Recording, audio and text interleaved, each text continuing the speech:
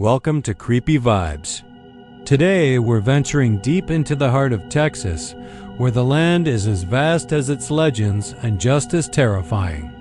From eerie lights haunting dark rivers to ancient forces that never should have been disturbed, get ready for 20 of the most disturbing true Texas highway horror stories that will make you question what's real and what's lurking just beyond the horizon. But before we begin, here's something strange. Most viewers make one huge mistake. They leave without subscribing. And by doing so, they miss out on the creepiest, spine-tingling tales that only the bravest dare to hear. Don't be one of them. Hit that subscribe button now, because tonight's just the beginning, and the terror waiting in the darkness is far from over. Where are you watching from? And what time is it there?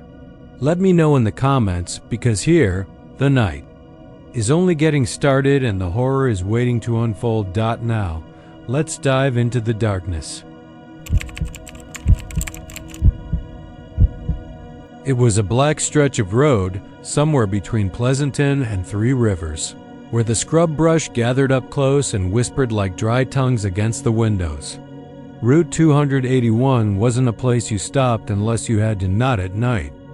Not when the moon was buried behind the clouds and the mesquite trees leaned over the highway like old men stooping to eavesdrop. Truckers knew better. Locals knew better.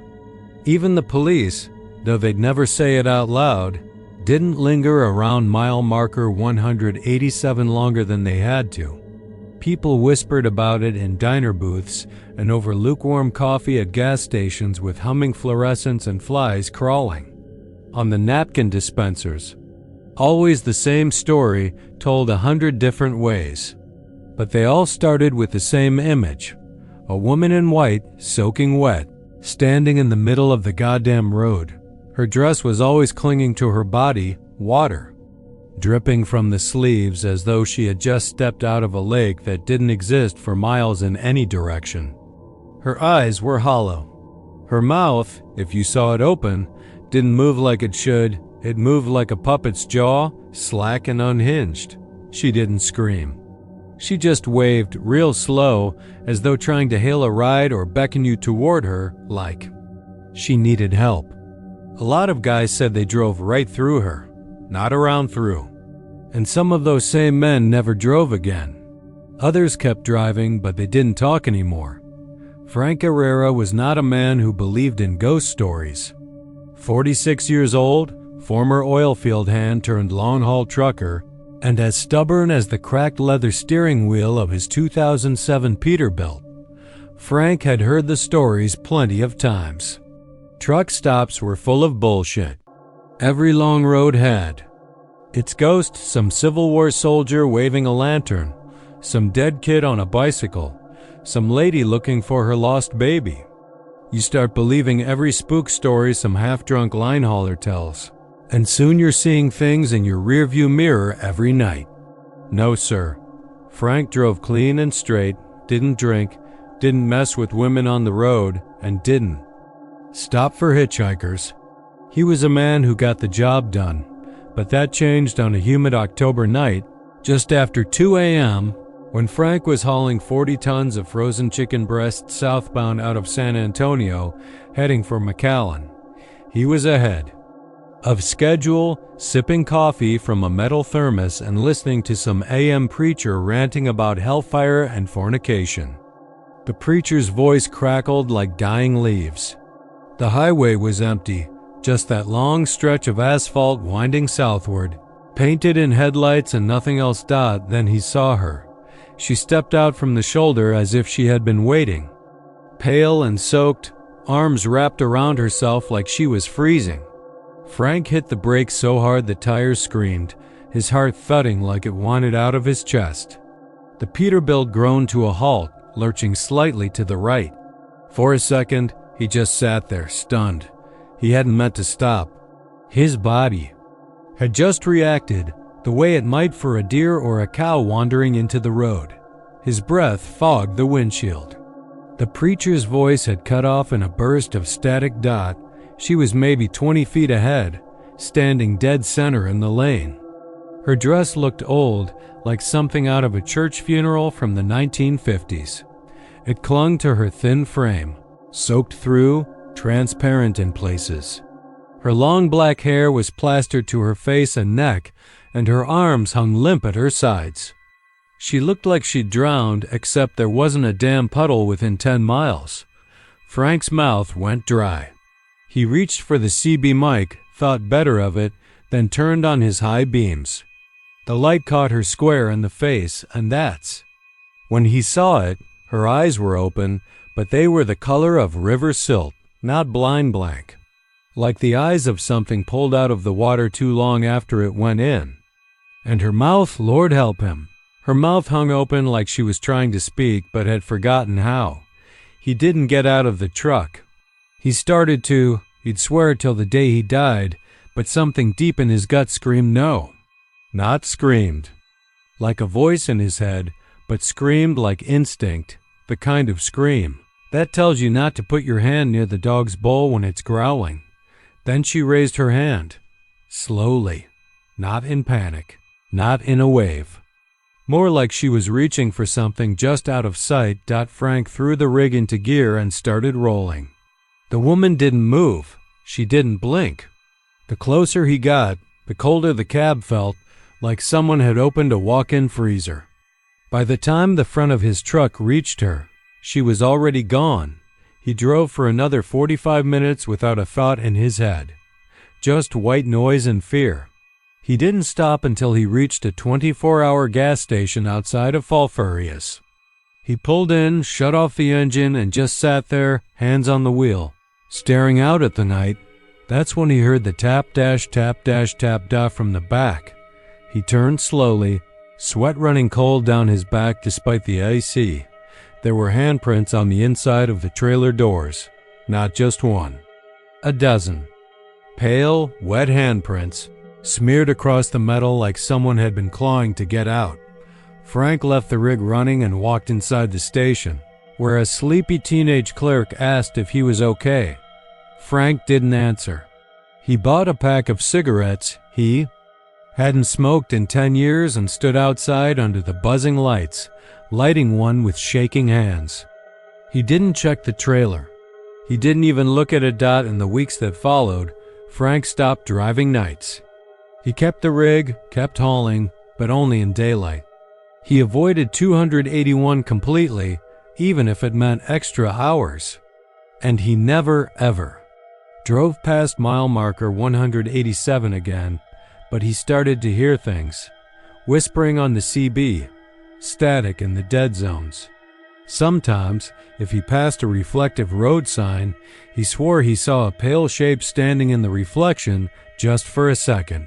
Just long enough to make his chest seize up and his fingers tighten on the wheel.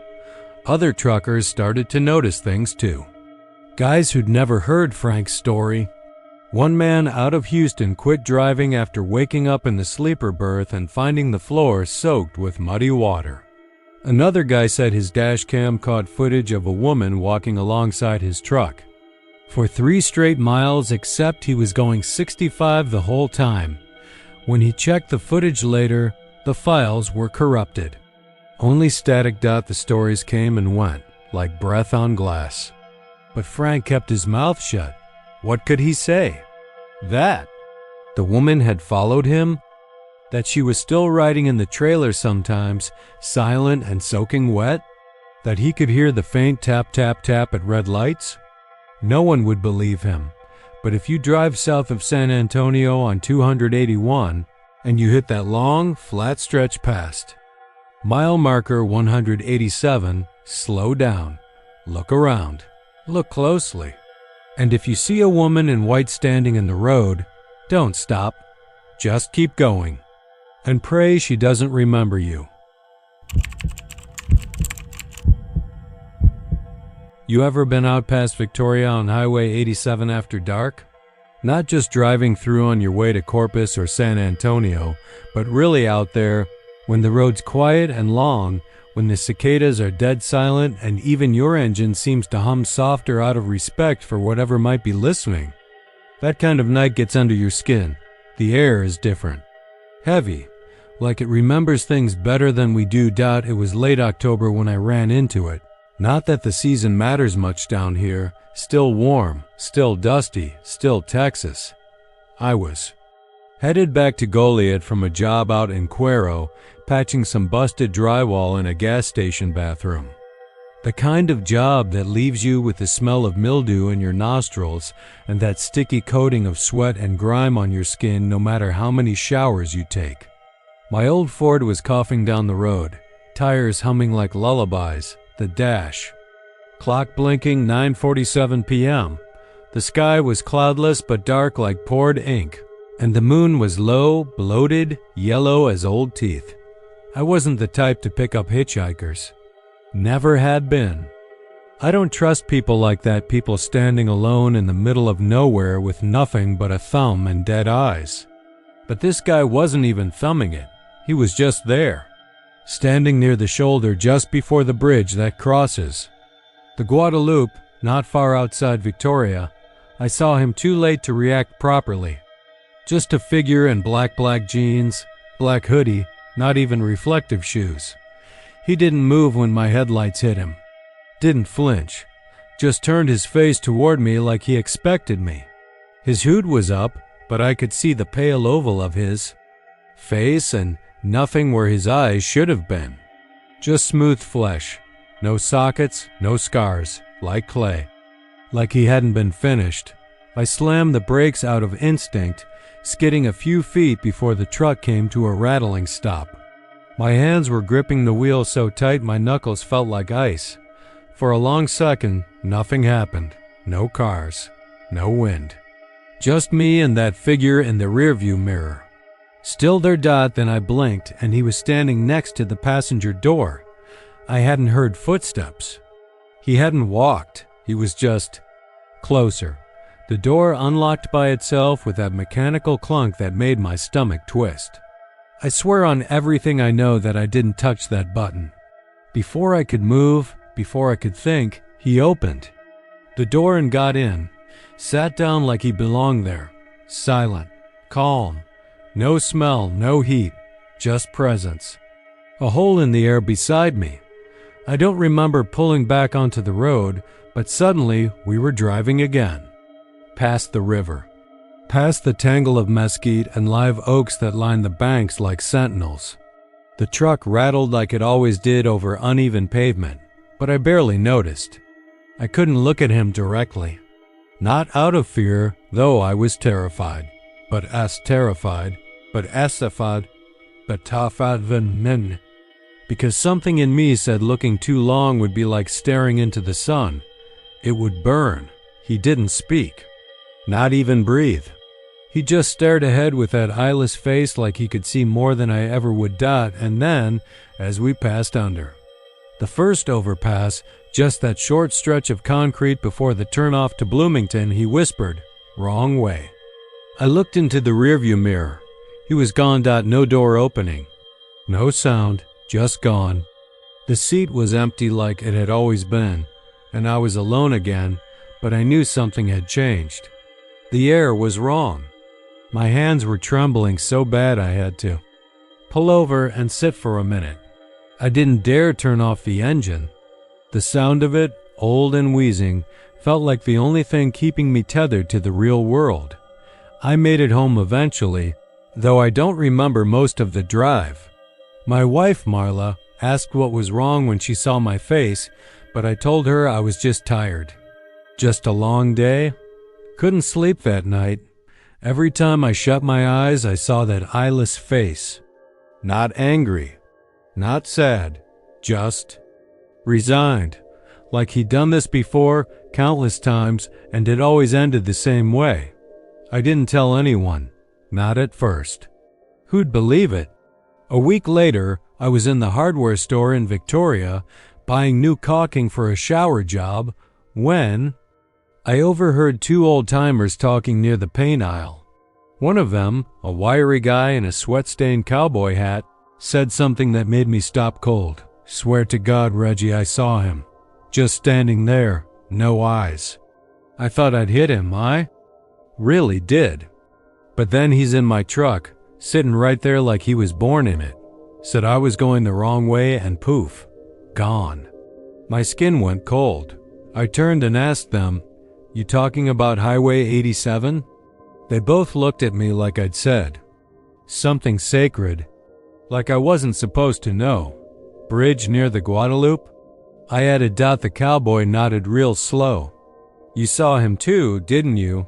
And just like that, it was real, not just a hallucination, not just stress or fatigue. Over the next few months, I started asking around more.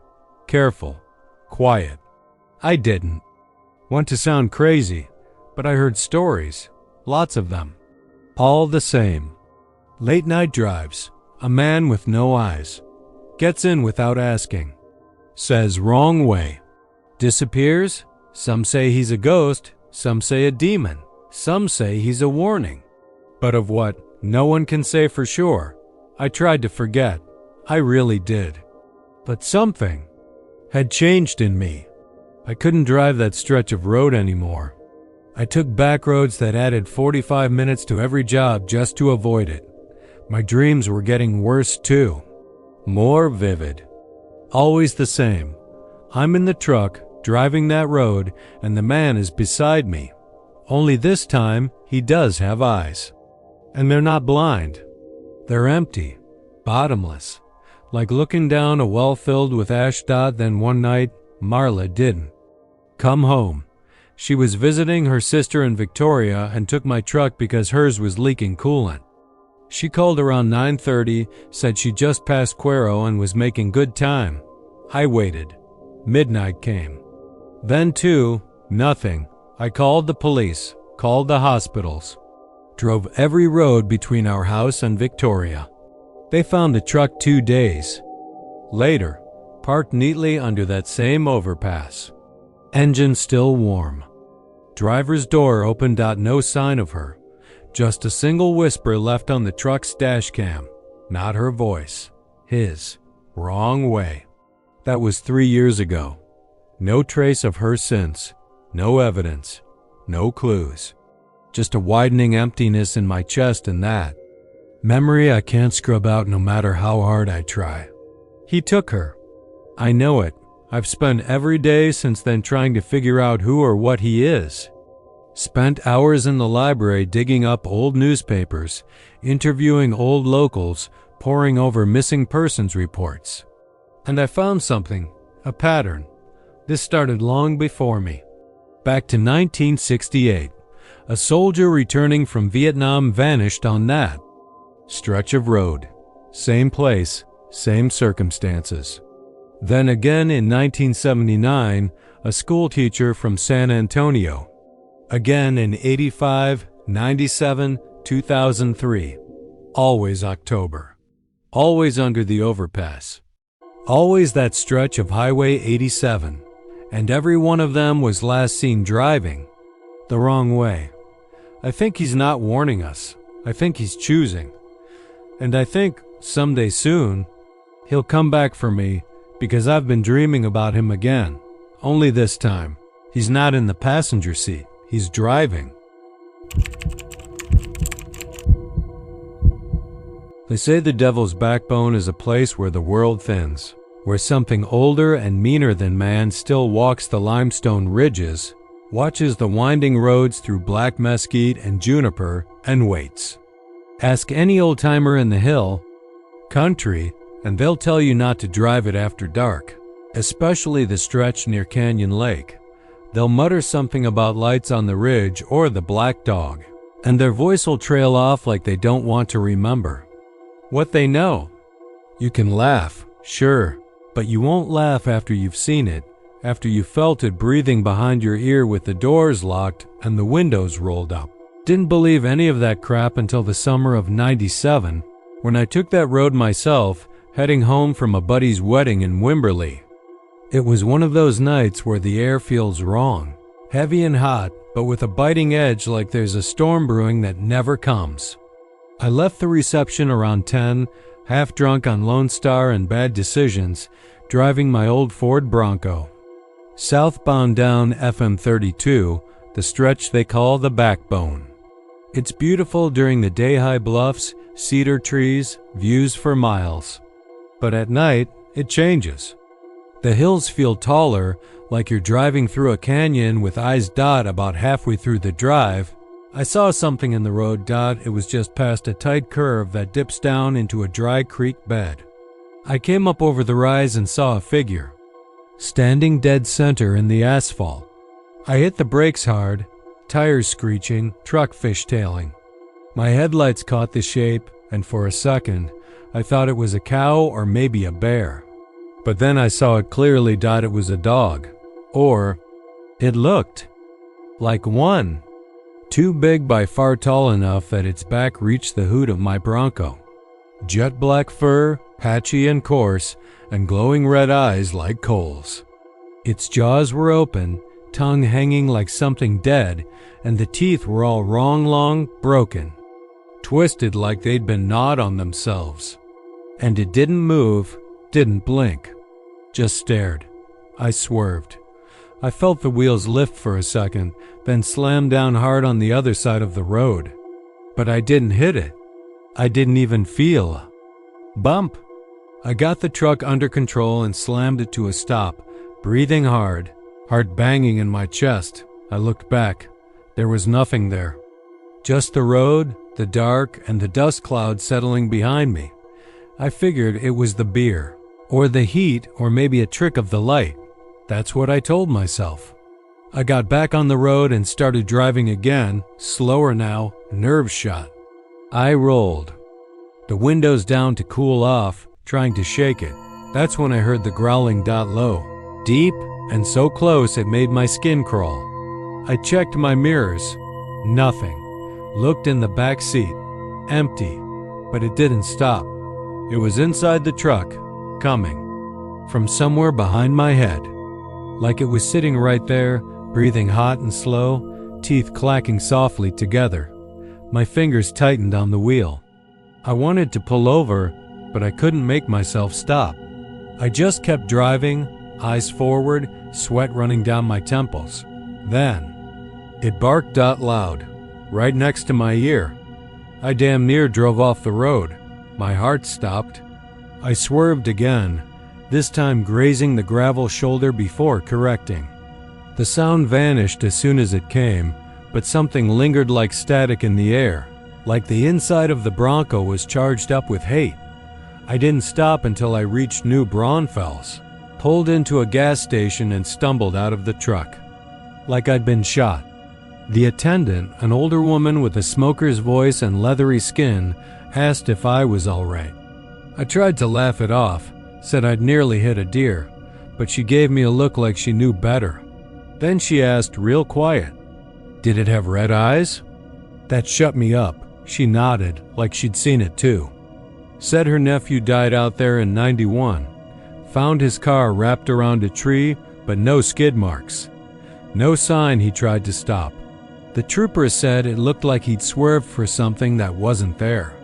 She said he'd told her a few weeks before that he saw a black dog out there. Said it followed him in the mirrors. Barked when he was sleeping. I didn't go back that way for years. But stories kept piling up, one after another. People crashing on clear, empty nights.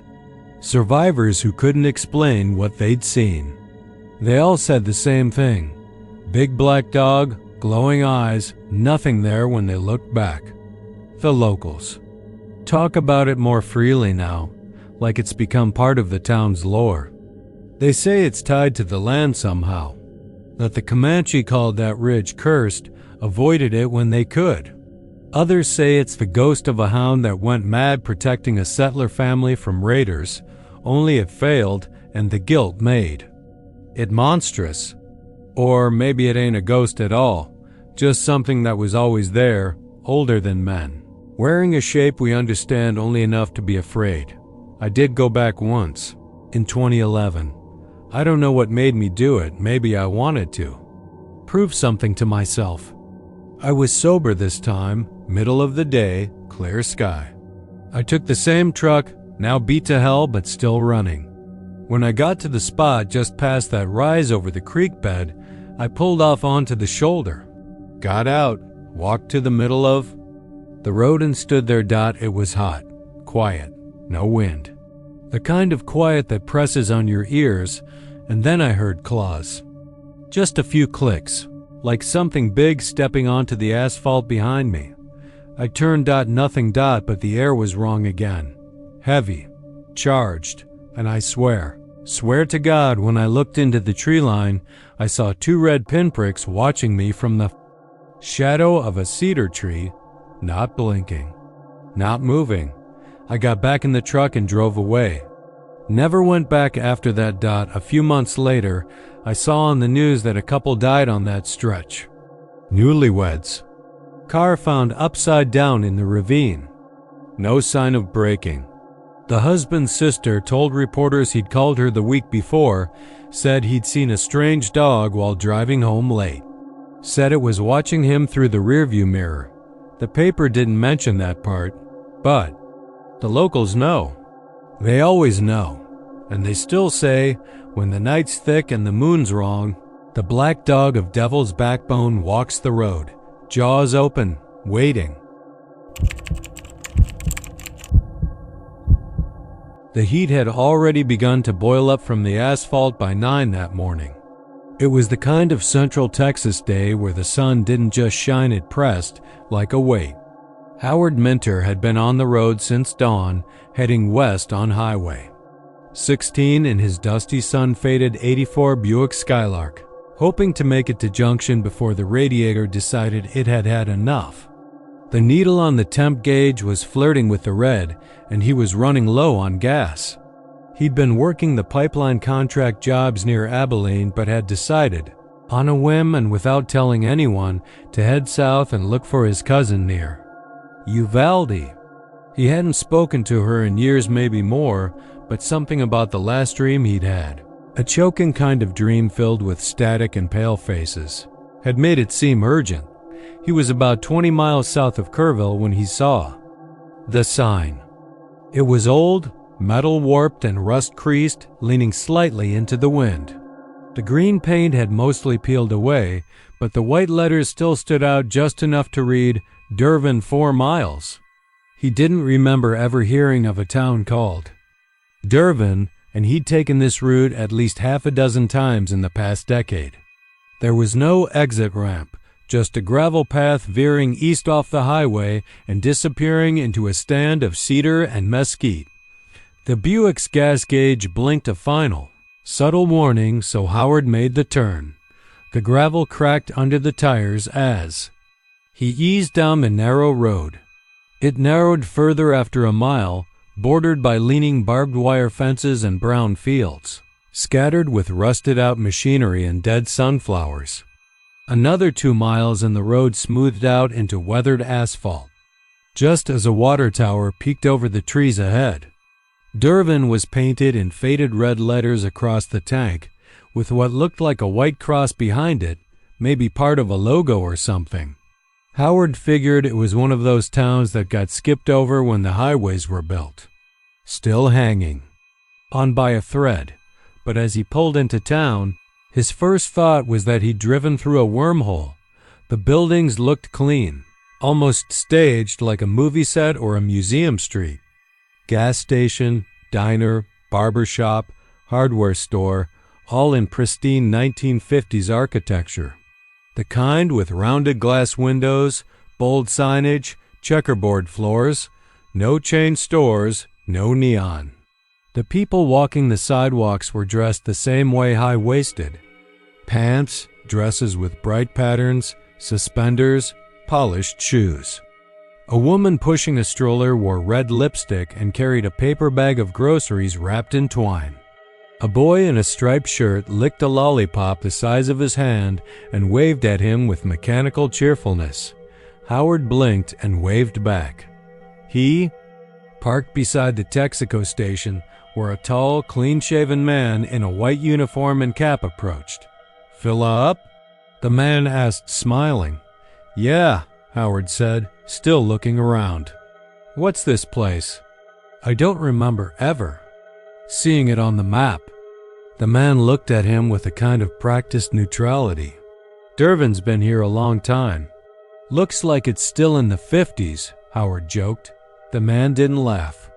Just nodded once polite and got to work fueling the Buick. Howard wandered inside the station. The place smelled like motor oil and floor wax.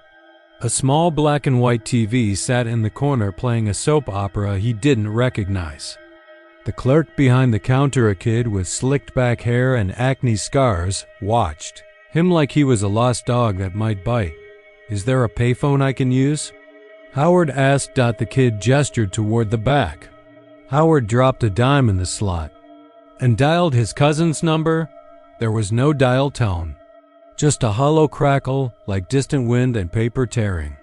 He hung up and tried again. Same thing.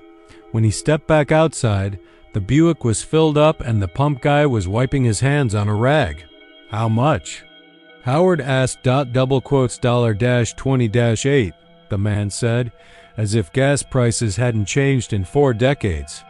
Howard handed over a 5, got change, and started to ask another question, something about what county they were in. But the man had already turned and walked briskly back inside. Something about the place crawled under his skin, slow and cold. Everyone smiled too long. There were no birds, no traffic noise. Even the air felt muffled, as if someone had turned the volume down on reality. He drove a slow loop through town before heading back toward the highway. As he passed the diner, a girl of about 12 standing near the screen door turned to look at him. Her face was pale and motionless. Her mouth moved like she was saying something, but no sound came through the glass. Then she lifted her hand and ran one finger across her throat. A slow, deliberate slash. Howard slammed the gas pedal and shot down the road, the tires spitting gravel as he tore out of there. He made it to Kerrville by late afternoon and flagged. Down a sheriff's deputy at a gas station told him everything, well, most of it. The strange town, the folks dressed for Eisenhower, the vanishing payphone tone, the girl. The deputy nodded along, asked a few questions, and finally agreed to take a ride with him the next morning to see it. They left at dawn. Same route, same highway. Howard watched every mile marker like a hawk, but the sign for Dervin wasn't there. They drove up and down the stretch 3 times. The deputy was patient but clearly skeptical. Howard kept saying, "It was right here, I swear to God." There was no gravel road, no water tower, no turnoff, just fields and cedar brush. They even walked a few yards into the trees where Howard insisted the road had been. But there was nothing. No old tire tracks, no fence gaps. Nothing but dry soil and scrub. They went back to Kerrville. The sheriff offered him coffee and asked if he'd been drinking or taking any medication. Howard left in silence. Over the next year, he returned to that stretch of highway 6 times, even rented a small plane once to fly overhead with a local pilot. No sign of any settlement. No records of a town named Dervin in Gillespie, Kerr, or any nearby county. No utility maps, no gas station receipts, no census records. He tried finding anyone who might remember a town by that name. Older farmers, truckers, even a couple of surveyors. The only response he ever got was from a wrinkled man in a San Angelo bar who said, "My daddy used to talk about a place like that. Said it was off 16, somewhere near Mason, but he said you didn't go there unless it called you." Howard never got close again, but sometimes, usually on long night drives through the hill country, he'd see the light. A faint, unnatural glow far off the highway, flickering just over the tree line. And once, just once, he swore he saw the girl again, standing beside the road, watching him. He didn't stop. Years later, when his hair had gone gray and his hands had started to shake, he wrote a letter to the Kerr County Historical Society. He described the town in detail, the people, the roads, the station, everything. He asked them to look into it, to check old plats, see if maybe something had been there once. They never wrote back, but a week after he mailed it, someone slid a Polaroid under his motel door. No note, no return address. The photo was grainy, tilted, like it had been taken quickly and at a distance. But he recognized the water tower, Dervin in peeling red letters. And in the foreground, barely visible in the shadows of a dying oak tree, stood that same girl, still 12. Still pale, still watching. They call it Satan's Speedway, that broken strip of asphalt running through the desolate mesquite scrub outside of B County, Texas, FM 666. Just seeing the numbers on the green road sign gives some people the shivers.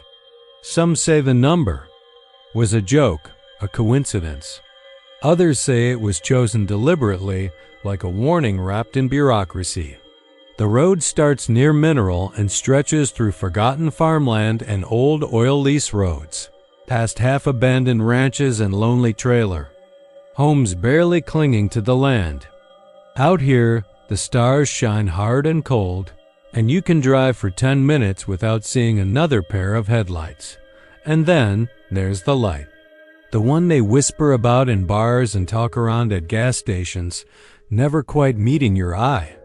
A green light, like an old lantern, dim, fuzzy, bobbing like someone carrying it just ahead of you.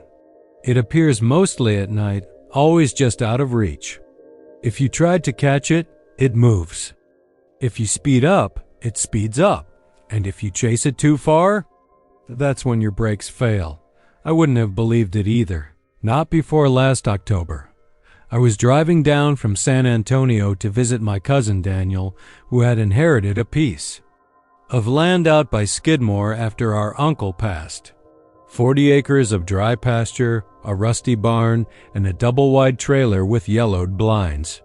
I hadn't seen him in a few years, but he called me out of the blue, voice tight, words clipped, and asked if I could come down.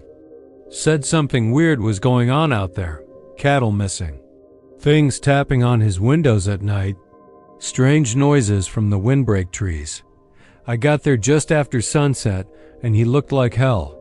Thin, jittery, chain-smoking. He had a loaded .30-30 rifle leaning against the front door and motion lights set up like a prison camp. He told me he hadn't slept more than 3 hours a night for a month. Something was out there, he said, watching. Waiting. We drank beer and grilled burgers that first night, trying to settle his nerves, but he kept looking over his shoulder like someone was creeping up behind him. When I asked what exactly he'd seen, he said just one word, green. I pressed, but he clammed up. Wouldn't say another word about it. The second night, he took me for a drive. Said he wanted to show me something.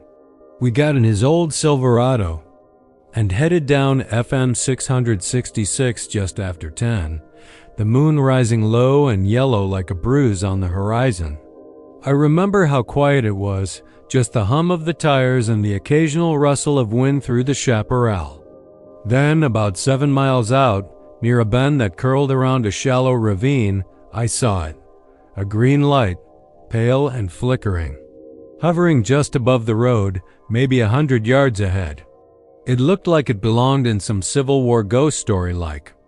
The kind of lantern a dead soldier might carry as he wandered lost through time.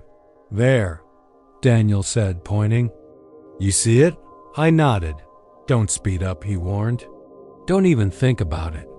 But I already had. My foot twitched on the pedal and the truck surged forward a little. The light reacted immediately, drifting ahead just far enough to stay out of reach, still pulsing that soft emerald glow. I told you, Daniel started, but then he stopped. We didn't speak for the next few minutes. The road curved and dipped. The light stayed in view, always just ahead. We passed a weather-beaten cross on the shoulder plastic flowers faded by the sun, and I realized I was gripping the steering wheel so tight my knuckles were white. Then, just as sudden as it had appeared, the light vanished. Poof. Gone. We sat there in the dark, parked just past the bend, both of us breathing hard like we'd run a mile. I looked at Daniel. He was pale and sweating, staring straight ahead. "That's how it starts," he muttered. I laughed a little. Nervous. "It's just swamp gas or something, man." "There ain't no swamp out here," he snapped. "No bog. No nothing. Just dry dirt and bones." Over the next few days, I stayed at his place, mostly to keep him company, partly to prove to myself that what I saw hadn't been real. But every night, the light came back. Always on FM 666, always just out of reach. And always at a bend or drop where speeding up could send you off into a ravine or into a barbed wire fence. I started looking into it. Old newspaper archives local. Legends, even the old-timers at the corner store in Skidmore. That's when I first heard the name, the Lantern Man. A drifter, supposedly. Real name unknown. Story went that in the 1940s or 50s, he'd been walking down the road with a lantern, looking for help after his truck broke down. Some drunk teenagers took him for a prank and ran him over, leaving his body in a ditch. He bled out slowly, the lantern still burning beside him. They found him 3 days later, or maybe they never found him at all. The details changed depending on who you asked. But one thing stayed consistent: the light. Follow it, one man told me, and it'll lead you right to hell. I thought it was just rural superstition. But then Daniel vanished. One night he went out with the rifle after hearing something scratching at the barn wall. I was asleep on the couch and didn't hear him leave. When I woke up, the truck was gone. I waited till noon before calling the sheriff. They found his truck halfway down FM 666, up on a low ridge near a cattle guard. The cab door was open, the engine still warm. But no sign of Daniel Dot except for the light. Deputy who went looking said he saw it. Just a flicker, he claimed, but enough to make him stop the cruiser. He said he felt the brakes go soft when he tried to back up. Almost went off the road. He looked me straight in the eye when he told me this. "It's real," he said. "Whatever." "It is. It ain't natural. They never found my cousin's body. Just his rifle, lying in the ditch. Barrel bent like someone had twisted it by hand. I should have left then. Packed up and never looked back. But something pulled at me. Guilt maybe, or obsession. I needed answers, Dot, so one night I took the truck. I loaded it with food, water, flares, and a high-powered flashlight. I drove FM 666, slow and steady, windows down, scanning every curve and shadow. It didn't take long. The light appeared just past mile marker 42, same green glow. Same bobbing motion. I followed it. Not too fast, not too slow. It danced ahead like it knew I was watching. The road narrowed. The shoulders dropped into steep gullies filled with rocks and sun-bleached cattle bones. No guardrails. No lights. And then the truck stuttered. The brakes hissed soft and spongy. I pumped them. Nothing. I downshifted. Still sliding. The green light flickered once and shot forward. I panicked and cranked the wheel. The truck skidded sideways, tires screaming, before slamming into a ditch with enough force to crack the windshield. I don't remember the next few minutes. When I came to, I was bleeding from my scalp, dazed and dizzy. The flashlight was on the floorboard, still working. I grabbed it and stumbled out into the dark, and that's when I saw him. The Lantern Man. He wasn't glowing. Not at first. He was just there, standing in the mesquite about 30 feet away. Tall, thin, wearing what looked like tattered coveralls. His skin was gray, almost translucent in the beam of my flashlight. His face was long, stretched like it had melted. And his eyes, God, his eyes were black pits that seemed to pull the light in. He raised one hand, slow and deliberate. and pointed down the road. Then the lantern lit in his other hand, green and sickly, pulsing like a heartbeat. I ran. I don't even remember turning around. I just know I ran until my legs gave out, until I collapsed beside the road and through. Up bile and blood. I must have laid there for hours. Eventually, a county truck passed and picked me up. They towed the wreck. Asked me what happened. I said nothing. I knew they wouldn't believe me. That was 8 months ago. I haven't been back to B County since. But sometimes, late at night, I dream of that road, of that light, and of Daniel's voice calling to me from the dark, asking me why I didn't follow. There's something out there on FM 666, something old, something angry. It's still walking those dark Texas roads, swinging that lantern, waiting for someone stupid or desperate enough to chase the light. And if you ever see it, don't. The stretch of I-35 between Laredo and San Antonio is a long, ugly road if you've been on it enough times. Hot wind scrapes the windshield like it's trying to peel back the glass, and there's always a film of dust rising from the cracked earth that makes the horizon shimmer in that ghostly, mirage-like way. You pass long, empty stretches of scrubland and crumbling motels where the neon hasn't lit in years. Border Patrol SUVs idle under rusted signs, and sometimes there are roadside memorials, little white crosses with plastic flowers burned to dull color by the Texas sun. But most of all, there's the radio, either cumbia and nortego out of Nuevo Laredo, or dead static that seems louder than it should be. That morning in late July, the Gutierrez family had been on the road for just under an hour when the radio started acting strange. Daniel, the father, was driving their dusty white Explorer northbound, trying to keep the mood light with classic rock stations that kept flickering out every few miles. His wife, Rosa, sat in the passenger seat, thumbing through a tattered road atlas even though the GPS on her phone worked fine. The two boys were in the back, Mateo, 9, and Tomas, 6, half asleep and sweaty despite the AC blowing hard enough to rattle the vents. They had left Laredo at dawn, the light barely over the mesquite trees, trying to beat the heat and make it to San Marcos before the worst of the afternoon sun. Rosa's mother had died the week before.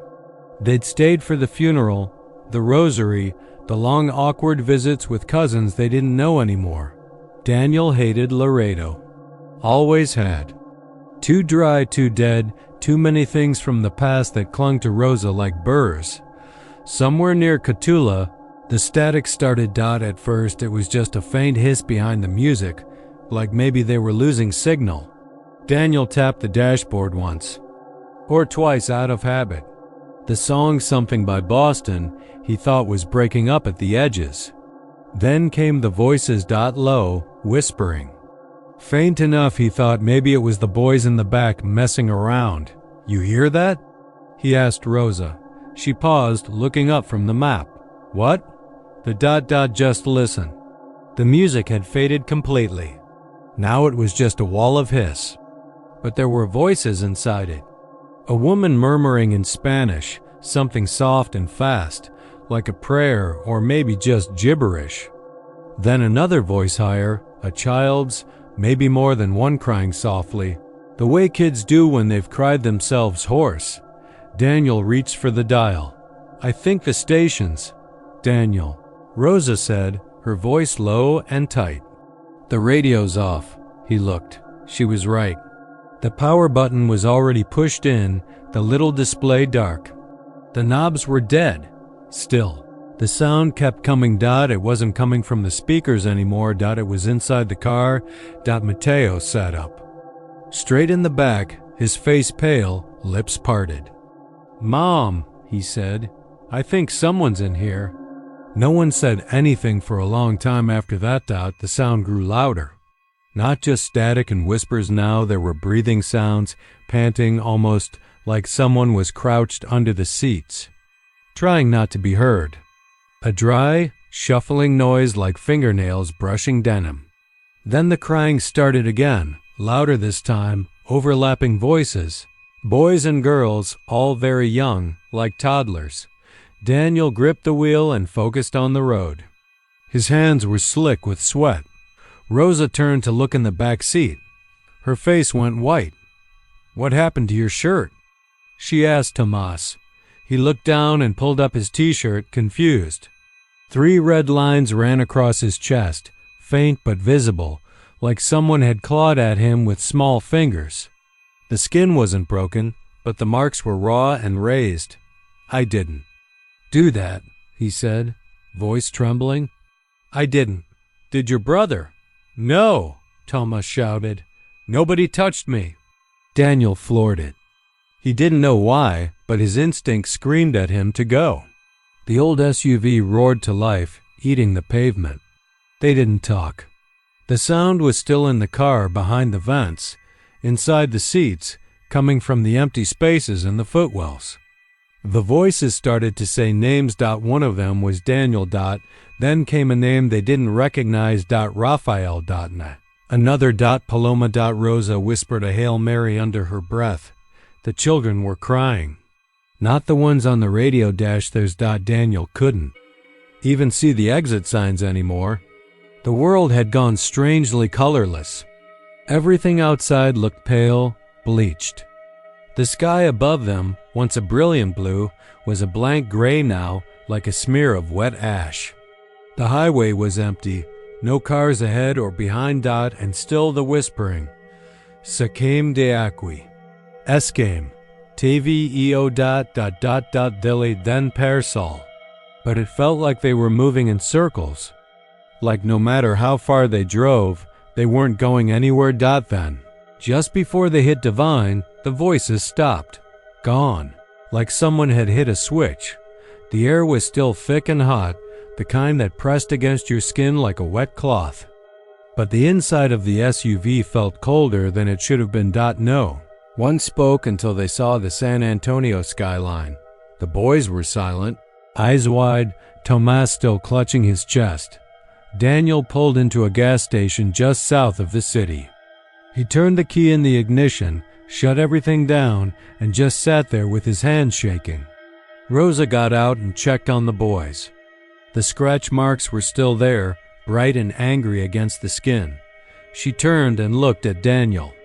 "We need to get this car blessed." He didn't argue. That night, after checking into a hotel and showering off the sweat and road dust, Daniel decided to look something up.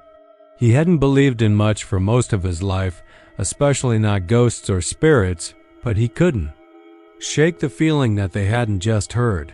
Something out there on the highway. He searched for I-35 and ghost radio.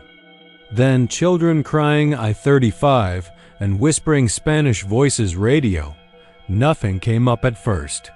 But then he found a thread on a strange message board, old, poorly formatted, full of broken image links and anonymous posts. The thread was titled Frequencies Between Stations. One post stood out. South of San Antonio, somewhere between Dili and Persol, there's a dead zone on the dial. If you're listening late at night, sometimes you'll pick up a broadcast that's not on any known frequency.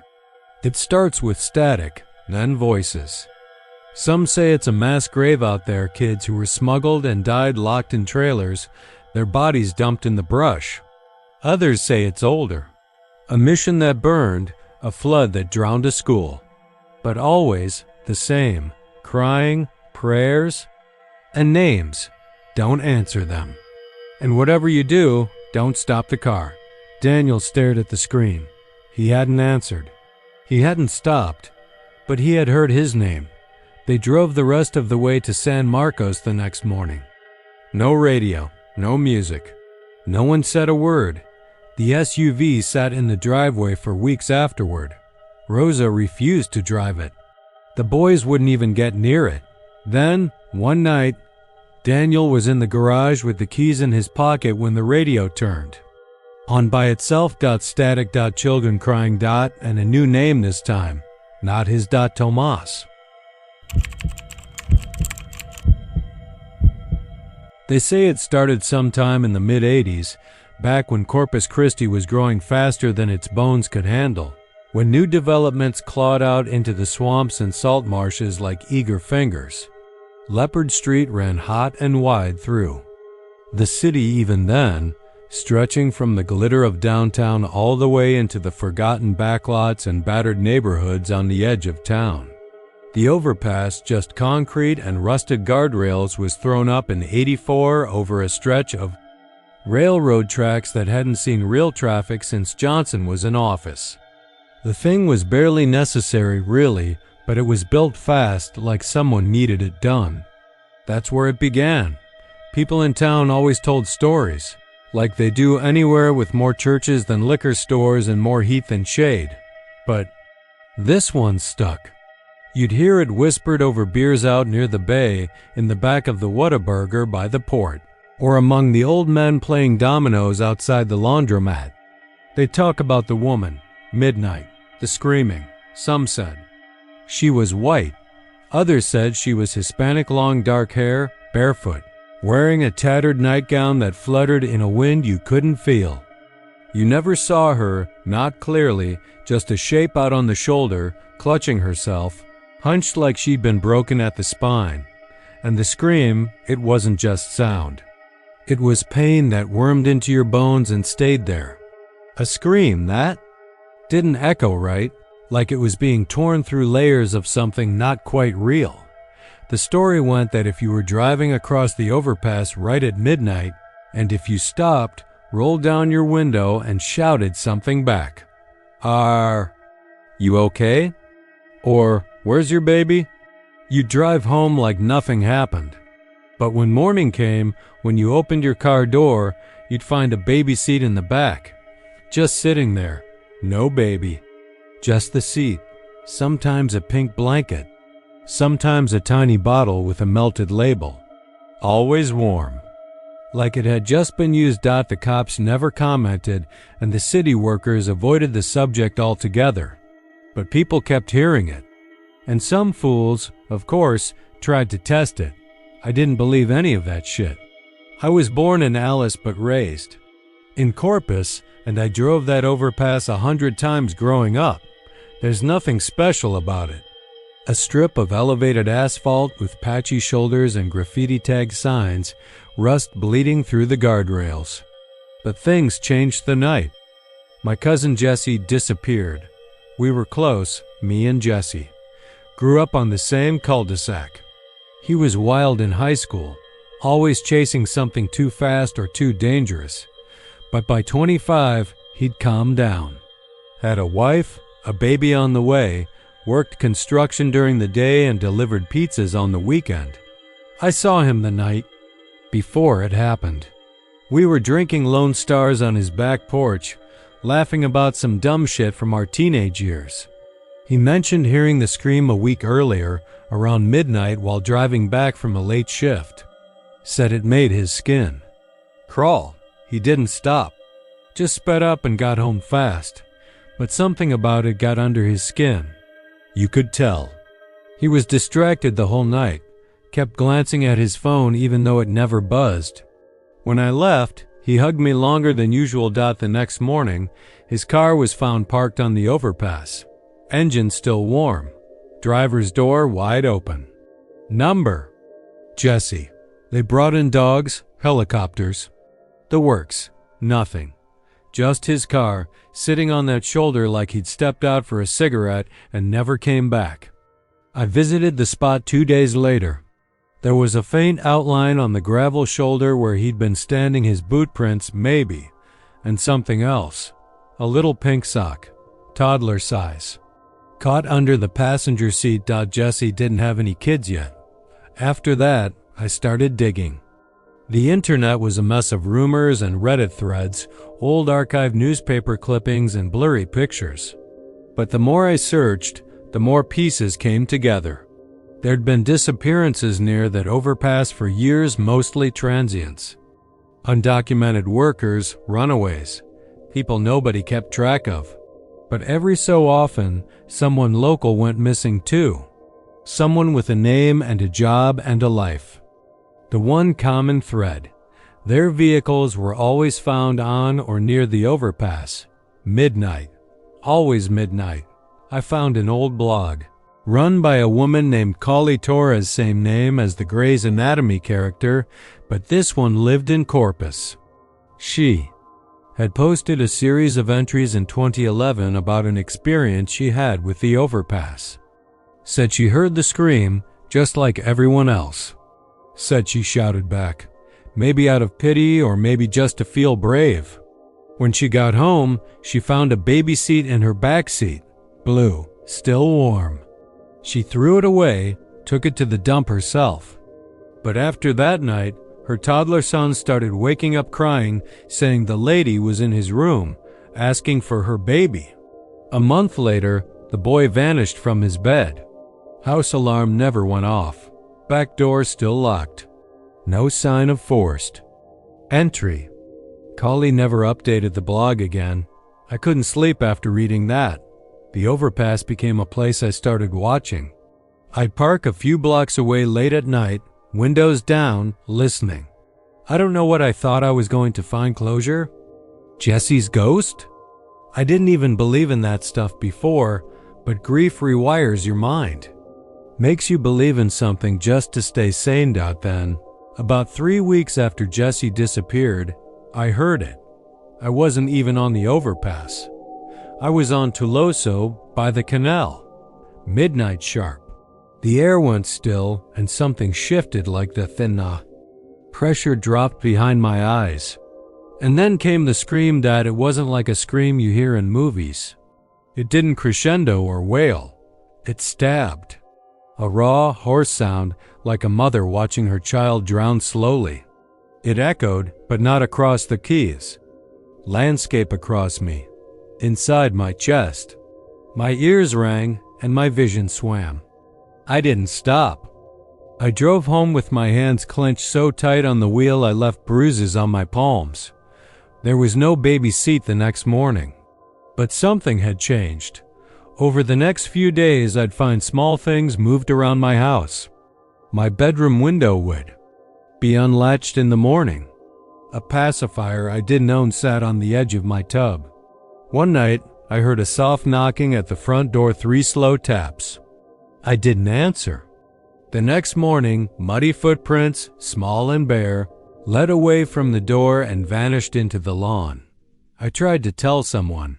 My girlfriend thought I was grieving too hard. My mother told me to talk to a priest, but I knew. She was near. I never saw her, not clearly. Just flickers, in mirrors, in reflections. A shape with stringy hair and something clutched to her chest. It built slowly, like the haunting wasn't a haunting at all, but an infestation. Every night, more noises, more signs. And always at midnight, that scream, sometimes far. Off, sometimes so close I thought it came from inside the walls. I left town 3 months later. Moved to Austin. Got a new job, a new apartment. Burned every piece of clothing I wore the night I heard the scream. It helped. For a while. But last night, for the first time in years, I woke at midnight to silence. Not normal silence, but a hollow one, like the world had paused to listen. Then came the scream, distant, like it was still traveling. I walked to my window and looked down at my car. There was something in the back seat. I haven't gone down yet. I'm sitting here, writing this, because I don't know what else to do. If you ever find yourself in Corpus Christi, driving over Leopard Street around midnight, don't stop, don't look. Don't call out, because if you invite her in, she never really leaves. He hadn't even told his parents he was taking the trip. Dylan had just turned 17 and wanted to feel like a man, not in the sense of beer and girls and bravado, but in the quieter way, the deeper way, like the kind of man who could make decisions without needing anyone's permission. So when school let out in mid-July, he loaded his mom's old Camry with a sleeping bag, a duffel full of clothes, and a six-pack of gas station energy drinks. The plan was to drive from Austin to Denver, stay a few days with his cousin Nathan, and loop back down through New Mexico. It felt like a rite of passage, something no one had assigned to him, but that he knew he had to do. His parents thought he was staying at a friend's lake house for the weekend, and maybe he'd come clean afterward. Maybe he wouldn't. It was somewhere around 11 p.m. when he passed through Amarillo. The night had pressed in thick and warm, that kind of Texas heat that never really lets up even when the sun goes down. He hadn't seen another car in nearly 40 minutes. Just empty, flat highway and the occasional silhouette of an oil pump nodding in the dark. He was starting to drift. His eyes blinked longer than they should have, like his body was trying to shut him down for maintenance.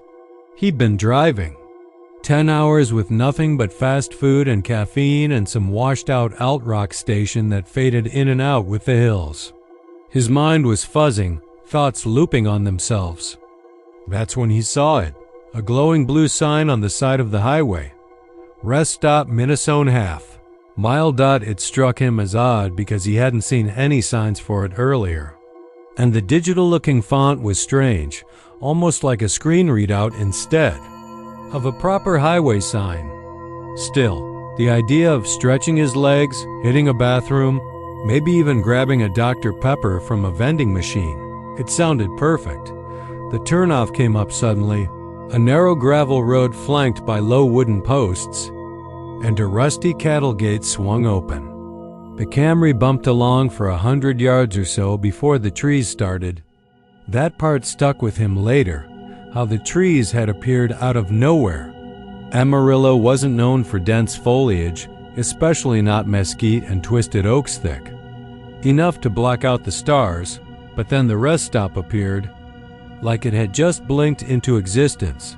A long, low brick building with 2 restrooms and a vending alcove between them. Bright overhead lights flooded the little lot, casting sharp shadows. The gravel gave way to old asphalt. There were even trash cans and a metal bench bolted to the sidewalk. It was immaculate, not just clean, but sterile, like something out of a simulation. The bathroom smelled faintly of antiseptic. The sinks gleamed.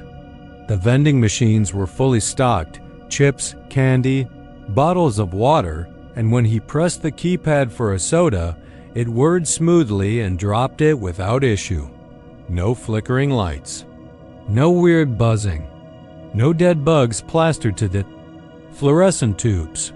He sat on the bench and drank half the soda, listening to the cicadas. The stillness of the place felt unnatural. No passing cars.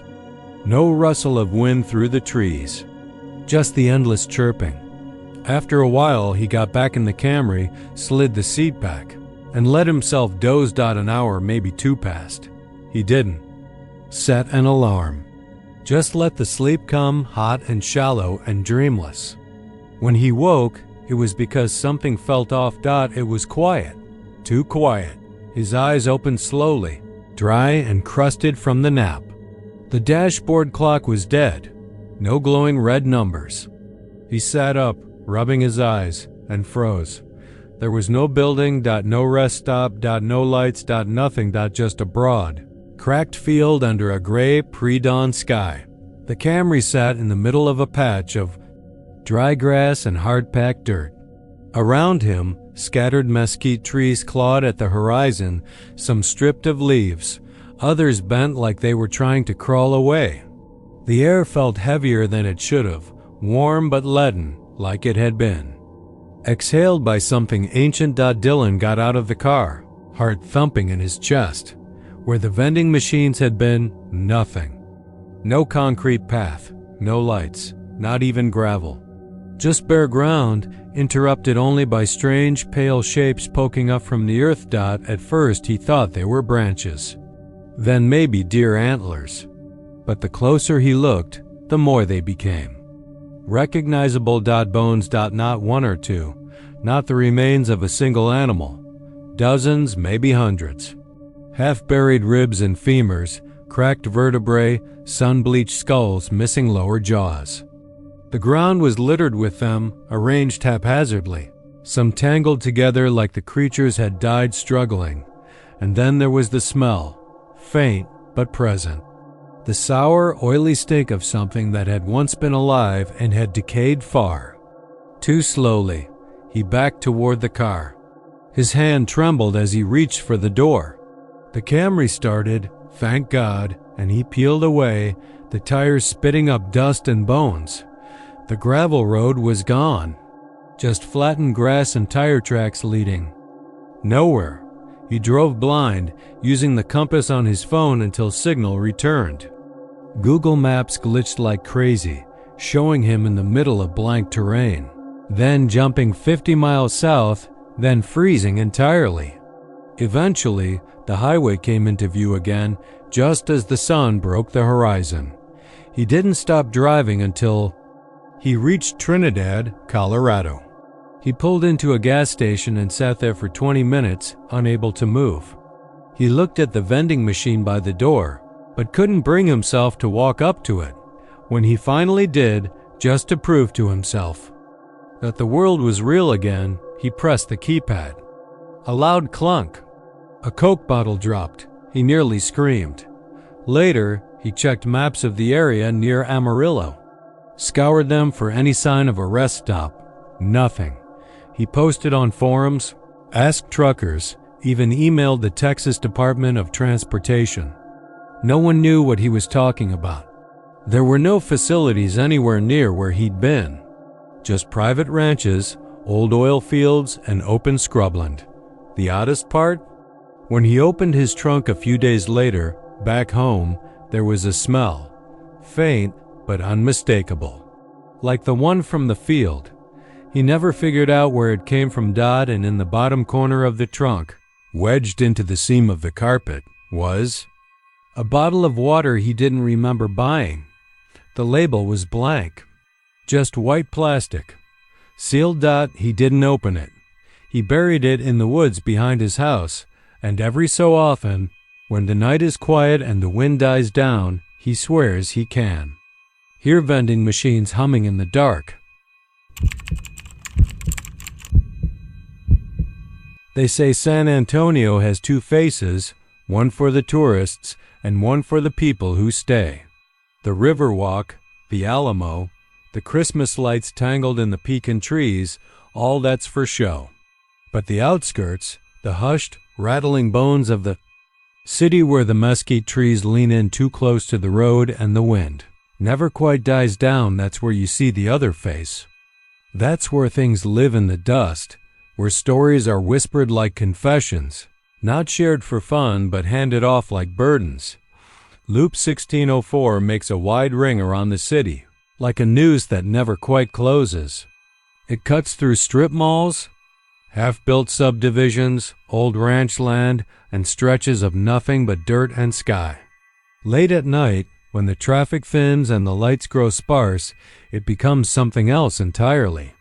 And if you're unlucky enough to be driving it alone after midnight, you might spot them. I saw them. It started on a Thursday. I was working late at a data center out by the outer edge of Halotes, a contract gig I'd picked up to keep myself busy. After the divorce, systems auditing, mostly. Nights were quiet, and I liked it that way. Just me, the hum of servers, and the occasional owl knocking around the outside lights. I usually took the 1604 loop eastbound back toward Converse, where I was renting a shitty duplex with a cracked driveway and a busted water heater. The first night I saw them, it was around 1:23 a.m. I thought they were just a couple of homeless guys at first. Pale, bald, dressed in what looked like thin, dark coats or maybe robes. They were walking shoulder to shoulder along the narrow shoulder, just past the exit to Shanfield Road. No flashlights, no reflective gear. Just walking, stiff and slow, like they were pacing the earth instead of traveling it. I slowed down instinctively, maybe even flicked the high beams up for a second. They didn't flinch or turn away, but they looked. Not just glanced toward the car, no. They looked, both at once. Their heads turned with eerie synchronicity, and their eyes locked onto mine like they knew me. Like they'd been waiting, I remember. Feeling cold, even though the AC was off and the radio was playing an old ZZ Top track. It wasn't fear, not yet, more like vertigo. Like I'd suddenly remembered something important but couldn't quite pin it down. The way their faces reflected in my headlights, washed out and expressionless, reminded me of wax figures left too long in the sun. I blinked and they were gone. Just gone. No place to run, no ditch to fall into, just empty roadside. The music had stopped too, just static from the speakers, like the radio forgot what it was doing. I chalked it up to exhaustion. Maybe I dozed a little at the wheel, maybe I'd imagined it. But that didn't explain the static or the weird hollow ache I felt behind my eyes for the rest of the night. The next day, I mentioned it to Raul, the guy who handled security at the site. He was an old vet, usually stoic as a cinder block, but when I described the man, something shifted in his face. "You didn't film it, did you?"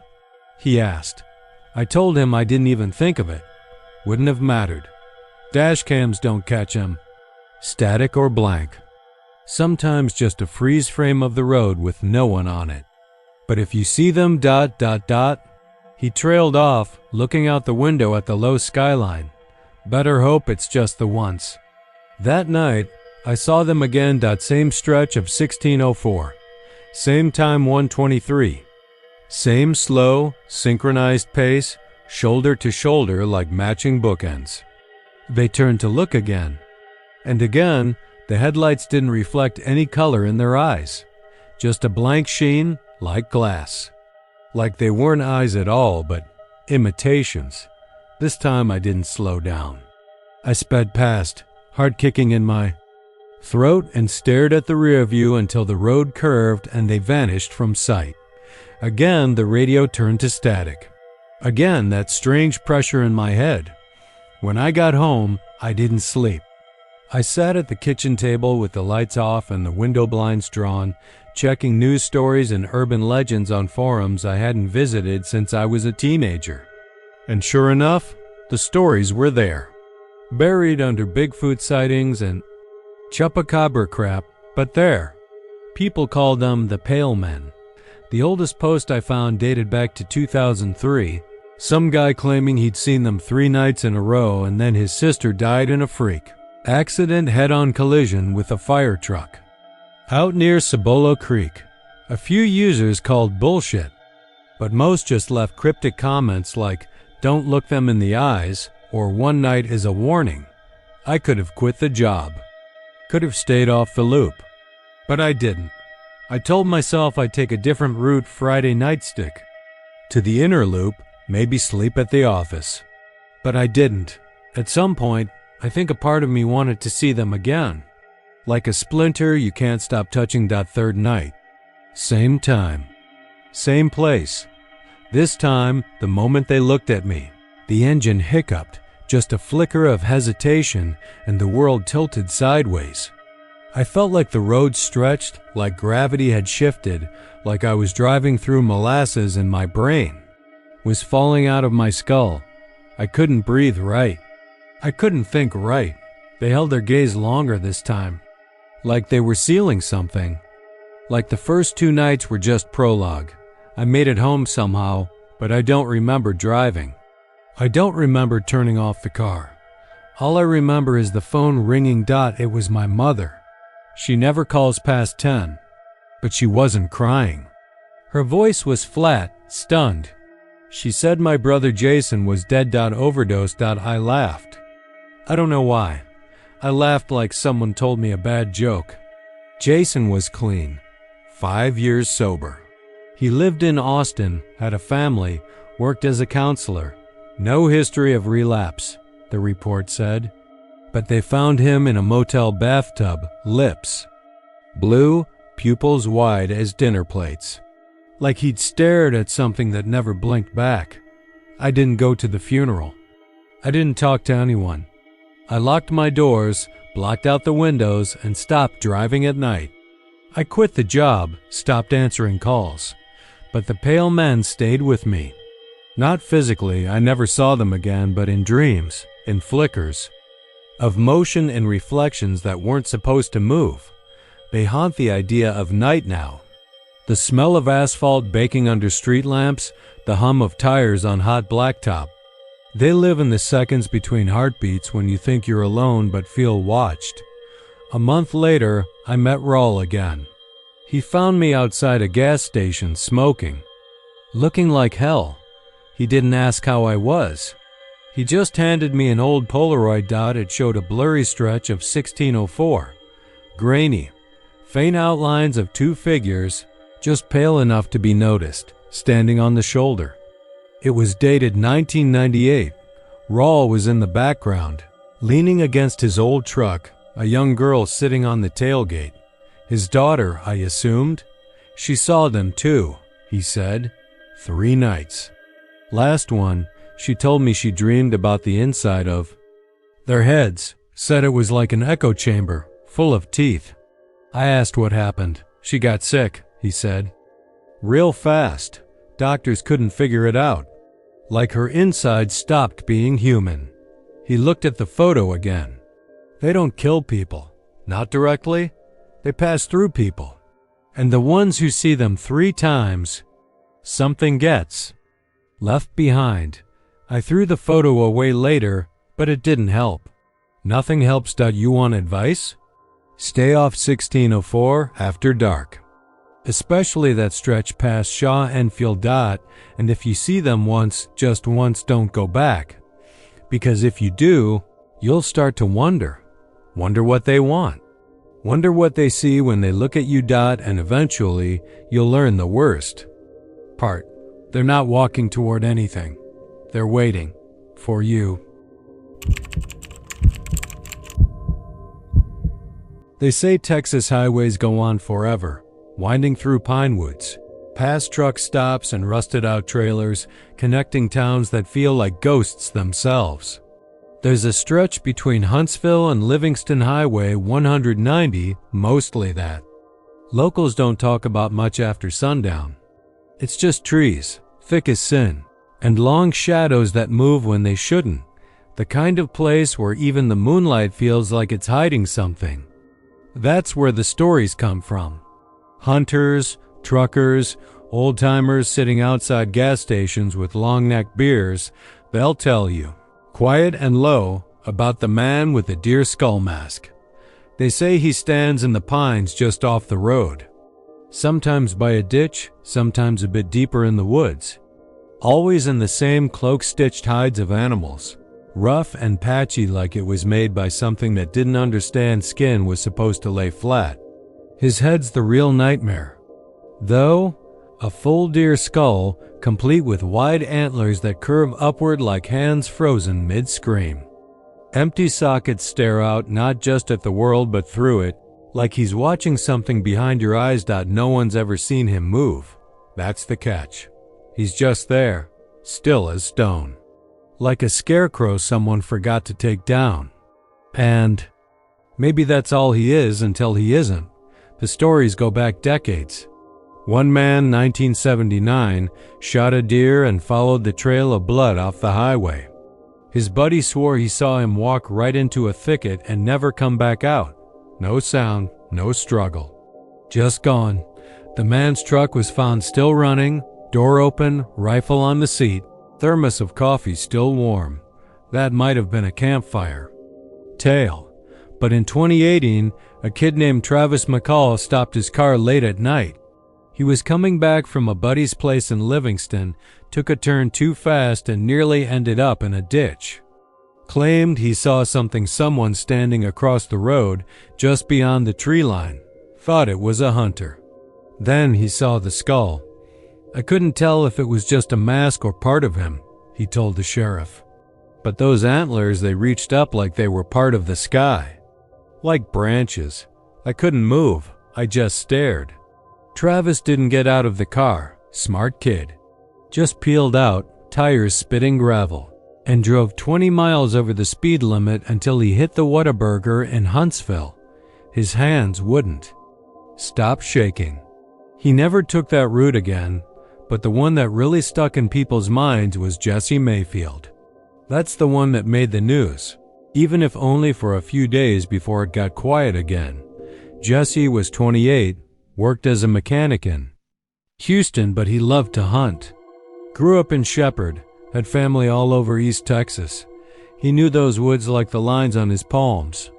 Thought he was too smart to believe in ghost stories. In November 2022, he posted a picture on Instagram, boots propped up on a log, a cold beer in hand, rifle across his lap. Caption said, "Back where I belong." He never came home. Search parties. Combed the woods. Game wardens, dogs, helicopters, nothing. His truck was found off a service road, tires caked in dried mud, driver door half open. Inside they found his phone, but it had been wiped. No texts, no photos, nothing but that one image from his Instagram account. Forensics said the phone had been used again 2 days after he disappeared. Somehow, a photo was uploaded to his Facebook page at 3:03 a.m. on a Tuesday. His mom saw the notification. Nearly passed out when she clicked on it. It was Jesse, all right. Standing at the edge of a clearing, his face pale, hands hanging limp at his sides. Behind him was the figure. You couldn't see it clearly, but it was there, tall, towering, like it had grown out of the trees. Antlers spread wide across the night, stars caught in the tangle of them. That skull, long and hollow, looked straight into the lens like it knew the picture would be seen. No one knows who uploaded the photo. The phone pinged a tower somewhere near Lake Livingston but was never recovered. His Facebook account was locked down the next day. I didn't think much of it at first. I've lived in Texas my whole damn life. Heard more stories than I can count. About haints and hollow men, witches and shadow walkers. Most are just folks trying to scare each other for fun, pass the time. But then my brother Caleb saw him. It was March, early spring. We were hunting hogs out past Trinity, deep in a lease that butts right up against the National Forest. Caleb called me on the radio, voice tight, almost whispering. "There's someone standing out here," he said. I thought maybe it was a poacher. Told him to stay put, I'd come find him. Took me half an hour to reach his stand, but when I did, he was pale, eyes wide and wet. "I saw him," he said. He was standing right by the creek, just watching, didn't move. I looked, of course. Found the creek. Found a strange smell in the air like old leather and rot. Found something else too, a patch of ground where the pine needles had been scraped clean, like something massive had stood there for hours. Caleb never went hunting again after that. Sold all his guns. Moved to Waco. Says he still dreams about that skull, but it wasn't until I saw him myself that I really understood. It was June, hot enough to peel paint. I'd been out fishing on a backwater off Lake Livingston. Sun was dropping, light turning red like blood in creek water. I was pulling the boat up when I saw something across the bank, just past the tree line. He was standing there, still as anything. No wind, no sound, just a presence. Like the woods had grown a tumor. I could feel him before I could see him. The way your skin crawls when you know someone's behind you in the dark. His cloak looked alive, stitched animal hides. Yes, but they shifted in the light like they breathed. His skull was yellowed, weathered, too big for a man's head. Antlers splayed high, catching the last sunlight like a crown. He didn't move, not once. But I swear to God I heard something. A sound that wasn't sound. Like breath in the trees. Like something whispering beneath my thoughts. I left. Didn't pack up my gear. Didn't tie the boat. Just walked to my truck and drove. Didn't speak for hours. That night, I got a text. No number. No contact. Just a single image. It was me. Standing in front of him. I never took that photo. Never stood that close. But there I was, facing the camera, face slack, eyes wrong. And behind me, towering like a god of bone and leather, was the deer skull man. I don't sleep much anymore. I moved to Galveston, thinking maybe the water would help. But it doesn't matter. He's not bound to woods. He's not a man. Not really. He's something older. Something patient, I think. He watches first. Learns you. Waits. Then one day you stop existing, and 2 days later your photo shows up. She was already 2 hours behind schedule when she passed the green sign that read Corrigan 12 miles. The pine trees lining both sides of Highway 59 looked darker than usual, almost suffocating, like they were leaning in to watch her car pass. The only light came from her high beam sweeping across the cracked asphalt and the occasional flicker of a moth-blown sign half hidden behind tree limbs. Emily hadn't meant to be out this late. She hated driving at night, especially through East Texas, where the roads seemed to stretch forever and the towns felt like afterthoughts. Just gas stations, abandoned farmhouses, and that thick, ever-present scent of damp pine. She was coming back from visiting her sister in Livingston.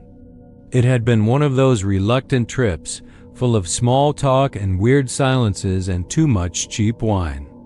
Now she just wanted to get home to Lufkin, shower off the awkwardness, and sleep. But Highway 59 had other plans. It started about 10 miles outside of Corrigan. She noticed the red pickup in her rearview, too close. Not tailgating exactly, but close enough to be annoying. It had one of those beat-up grills with the mesh peeled back like a scab and a headlight flickering just a little. At first, she assumed it was just some bored redneck trying to get home, same as her. She tapped her brakes lightly to send a message, but the truck didn't back off. Instead, it honked, short and sharp, like a warning. She tightened her grip on the steering wheel and kept going. The truck kept honking. Then the headlights flashed, off, then on, then off again, rapid, strobing. Her chest tensed. Maybe he was trying to tell her something. Maybe a tire was low, or something was dragging under the car. She eased off the gas, thinking maybe she'd pull over at the next clear shoulder and check. But as she slowed, so did he. The honking started again. Longer this time, desperate. That was when her instincts took over. She punched the gas and her little Honda surged forward, engine whining like a kicked dog. She could see Corrigan's lights up ahead, that lonely stretch of street lamps around the gas station and a shuttered bait shop. Just a few more miles.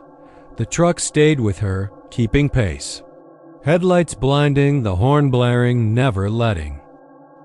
She didn't remember the name of the gas station, only that it had a faded orange awning and one of those old Coca-Cola machines still outside. She pulled in hard, tires squealing slightly as she parked crooked across two spots. The red truck didn't follow her into the lot. Instead, it stopped at the shoulder across the road and idled, engine rumbling low and angry. The driver, a man, she could make out that much, didn't move. Just sat behind the wheel, staring across at her. Emily got out, heart hammering. She tried not to look at the truck, but she could feel him watching. The gas station door opened with a slow whine, and a middle-aged man in a stained ball cap and flannel shirt stood behind the counter. He didn't smile when she walked in, didn't ask what pump or offer a greeting, just looked at her with something close to concern. "You all right, ma'am?" he asked. I think that guy was following me," she said, nodding back toward the truck. Flashing lights, honking, everything. "I don't know what his problem is." The attendant didn't look at the truck. He didn't even glance out the window. Instead, his eyes flicked to her, then past her, toward the parking lot, toward her car. "Which car's yours?" he asked. "The Honda, the gray one." She suddenly felt very tired, like her adrenaline had drained all at once. "I just want to get home," He nodded slowly. Then he said, "You might want to come. Take a look at your back window." She turned, confused. Her first thought was that maybe the guy had hit her and she didn't notice. Broken glass, maybe. But the rear window was intact. No cracks, no dents. Just a light coating of dust from the road. But as she stepped closer and the overhead lights of the gas station caught the angle just right, she saw a .handprints smudged and smeared across the inside of the back window. Dark red, dried. Not one, but several, small and frantic. Like someone had been slapping the glass from the inside. Trying to get out, she froze. The attendant was suddenly beside her. "You didn't stop anywhere, did you?" "Not between here." "And Livingston?" She shook her head. "No, just drove straight through." He nodded again, slow and grim. "Then someone got in before you left." She opened the car door before she could stop herself. The interior light flicked on. Nothing in the back seat. Nothing in the trunk when she popped it open. No one. But there was something, a smell. Like rust and sweat and something else, something sour. It clung to the upholstery like smoke. Her. Hands shook as she slammed the trunk. The red truck was gone. Vanished. Not a taillight in sight. Just the stillness of the night and the creaking buzz of a lone cicada somewhere in the trees. "I didn't see anyone," she whispered. The attendant rubbed his jaw, eyes still fixed on the handprints. "He was trying to warn you," he said. "Who?" "The man in the truck. He must have seen someone. Maybe saw them get in without you noticing. You ever hear of folks hiding under back seats? It happens. They crawl in while you're parked, wait for you to start driving, then they come up." Emily's breath caught. "But there's no one now." "No," he said, eyes unreadable. "Not now." She didn't want to get back in the car. She asked if she could stay a while, maybe call someone. The attendant let her sit inside by the dusty coffee machine while he went back behind the counter. They didn't talk much after that. She didn't even touch the coffee. When the sheriff finally arrived, he checked the car top to bottom. No signs of forced entry. No blood that they could verify, just faint stains the rain would wash away. He took a few pictures and left her with a warning to be more careful. They never found the man in the truck.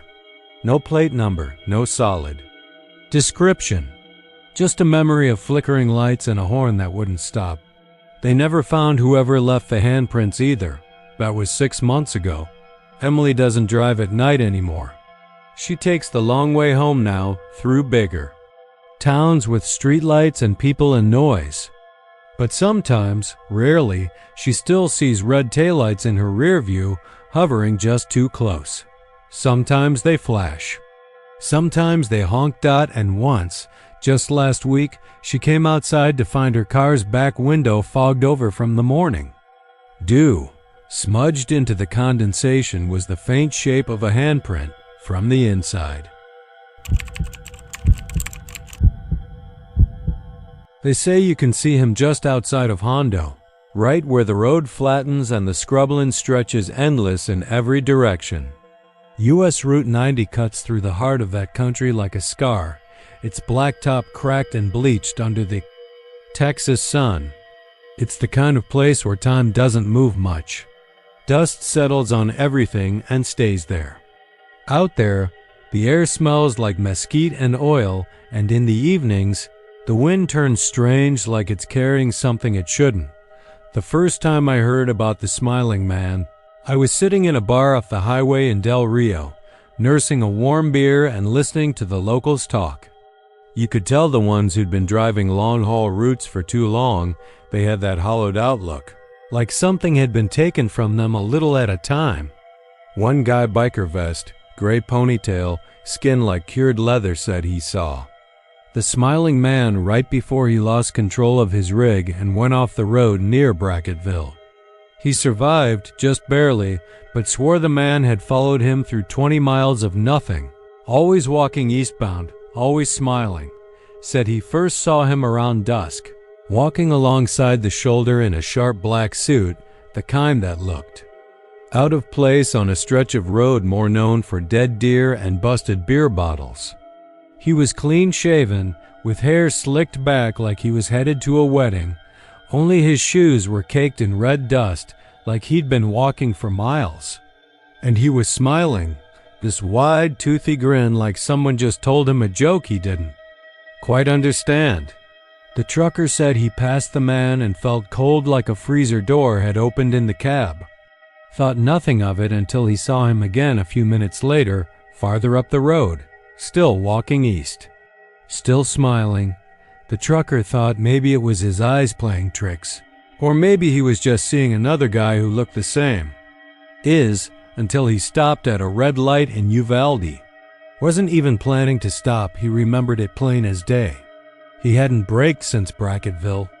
But there he was, waiting at a red light on Main Street, and when he turned to check his mirrors, he saw the smiling man standing at the passenger side window, leaning down, tapping gently, smiling. But the thing he remembered most were the man's eyes. They were crying, not blinking or irritated or red from dust, crying. Thick, wet tears ran down his cheeks, slow and steady, like a faucet left barely on. But his grin never faded, and the tapping on the glass never got more urgent, just soft, rhythmic, like he was knocking on a neighbor's door to borrow sugar. The trucker floored it the second the light turned green and didn't look back. I chalked it up to stories. Texas is full of them, especially out near the border towns. You hear tales of wailing women in rivers, glowing orbs in the brush, kids that show up with black eyes and ask to come inside. But something about the smiling man stuck with me. Maybe it was how specific the details were, or how every story I heard matched up too well to dismiss. Same suit, same time of day, always walking east, always crying. I didn't see him myself until last August. I was driving from Van Horn to San Antonio to check on my mother. She's older now, doesn't get around so well, and insists on staying in the house my dad built with his own 2 hands. I left late, didn't get on the road until nearly 6 p.m. and was making good time until I hit that long, open stretch between Hondo and Sabinal. The sun was bleeding down into the horizon, turning everything the color of rust and the heat. Still clung to the asphalt like syrup. Then I saw him dot at first. He was just a shape. Thin, tall, moving with this odd sort of rhythm. I thought he was a hitchhiker, maybe some guy who'd broken down miles back and had been walking ever since. I slowed a bit, not to pick him up, just to get a better look. He was wearing a black suit, too clean for the road. His shoes were stained with dust, and his skin had that too smooth, waxy quality you sometimes see in old funeral photos. He didn't hold out his thumb or wave, just kept walking with his arms straight at his sides. But he was smiling. Wide. Too wide. Like his mouth was trying to hide something else, some deeper sadness that had been stretched and stapled into place. And sure enough, when I passed him, I saw them, his eyes. Red and wet, crying steady, silent tears dotted hit me then that I'd never slowed down, never stopped, never rolled down my window. But somehow, I could still see his face as clear as if he were in the car with me. I punched the gas. I didn't stop in Sabinal, didn't stop in Uvalde. I drove straight through to Castroville, heart hammering the whole way, checking the rearview mirror every few seconds. I tried to tell myself it had been a trick of the light, a weird shadow, maybe even exhaustion. But that night, something happened I can't explain. I was on the edge of San Antonio city limits, stopped at a red light just off Highway 90 and Loop 1604. It was late, close to midnight. There were no other cars around, just the hum of cicadas and the low rumble of an engine idling. Then I heard it tap, tap, tap. I turned slowly, already knowing what I'd see. He was there, right at my window. Same suit, same smile. Eyes weeping. His head was tilted just a little, like he was trying to understand why I hadn't let him in. I couldn't move, couldn't scream. I just stared, hands locked on the wheel. He never opened his mouth, never spoke. But I swear to God, something moved behind his eyes, like fingers pressing up from inside, warping the skin, begging to be let out. When the light turned green, he vanished. I drove to my mother's and parked a block away. Didn't want her to. See how badly I was shaking. I never told her. Over the next few weeks, I did some digging. Talked to more drivers. Looked up news clippings. There was a pattern sightings always happened around dusk, always eastbound. Some said the man looked younger each time, like the road was feeding him. One guy claimed he picked the smiling. Man up once, offered him a ride out of pity. Said the man never spoke a word, just sat in the passenger seat and stared straight ahead, tears pouring down his cheeks. When the driver turned to ask where he was going, he was gone. The passenger seat was soaked out. Another woman I spoke to said she ran him over near Tanis. She called the cops, waited hours, but there was no body. Just a streak of something black on the road, like oil that wouldn't dry. They say if you see him once, he'll follow you. Not right away. Maybe not for days, but he'll come. You'll be at a stoplight or a gas station, or parked in your own driveway, and there he'll be, smiling and crying, waiting. No one knows what he wants. Some think he's a ghost, a spirit trapped in endless motion. Others say he's something older, something pretending to be human so it can get closer, little by little. But one thing's for sure, if you stop for him, if you speak to him, he'll remember, and he'll come back. I don't take 90 anymore. I go hours out of my way just to avoid that stretch of highway. But sometimes, when I'm driving east around, sunset and the sky turns that same deep rust color. I swear I feel him, walking behind me, smiling. They say every small town has a place like it, an old road or a crooked bridge, maybe an abandoned house or a dry riverbed that doesn't run like it used to. But around Blanco, Texas, it's that bend in the highway just north of town past the wildflower fields and goat ranches, where US 281 makes an almost playful hook to the left before straightening back out toward Johnson City. On the map, it's just another curve in the blacktop. But everyone around here calls it Dead Man's Curve. Ask any local over the age of 25 and they'll know the stories. They'll tell you about how it always looks darker there, even in the daytime. How the temperature drops for no good reason, even when the rest of the hill country is baking under the sun. How the pavement always seems slick, even when there hasn't been a lick of rain in days. But what makes it famous or infamous is the number of wrecks. Always one car. Accidents. Always fatal. It started back in the 1960s, they say. First, it was a kid in a cherry red Camaro, no skid marks, just flew right off the road and into a cedar thicket. Snapped his neck like a twig. Then it was a delivery truck in the 70s, a school teacher in the 80s, a preacher in the 90s. It didn't matter if it was day or night, if the road was dry or wet. People just lost control, crashed, died. And always with that same expression on their face, mouth hanging open like they'd seen God himself. Or maybe something worse. I grew up hearing those stories. They were the kind of tales parents used to keep teenagers from joyriding too far out of town. My old man used to say it was just a bad curve, a poorly designed stretch of road with a bit of a crown and a hell of a blind spot. But I never bought that, not really. Especially after working for the Blanco County M's for 5 years. I've seen it with my own eyes. The first call I ever got out there was on a Tuesday morning in July. Bright, cloudless, already pushing 90 degrees by 9 a.m., a woman in a silver Ford Escape had run off the road and flipped end over end. When we pulled up, the scene was oddly quiet. No birds, no insects, not even the hum of a distant truck on the highway. Just the soft groan of metal and the occasional hiss from the busted radiator. She was already dead when we got to her. The roof had caved in and she'd been partially ejected through the driver's side window.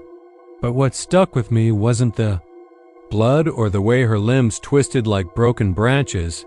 It was her face, mouth gaping, eyes wide and glassy, like she'd seen something the rest of us couldn't.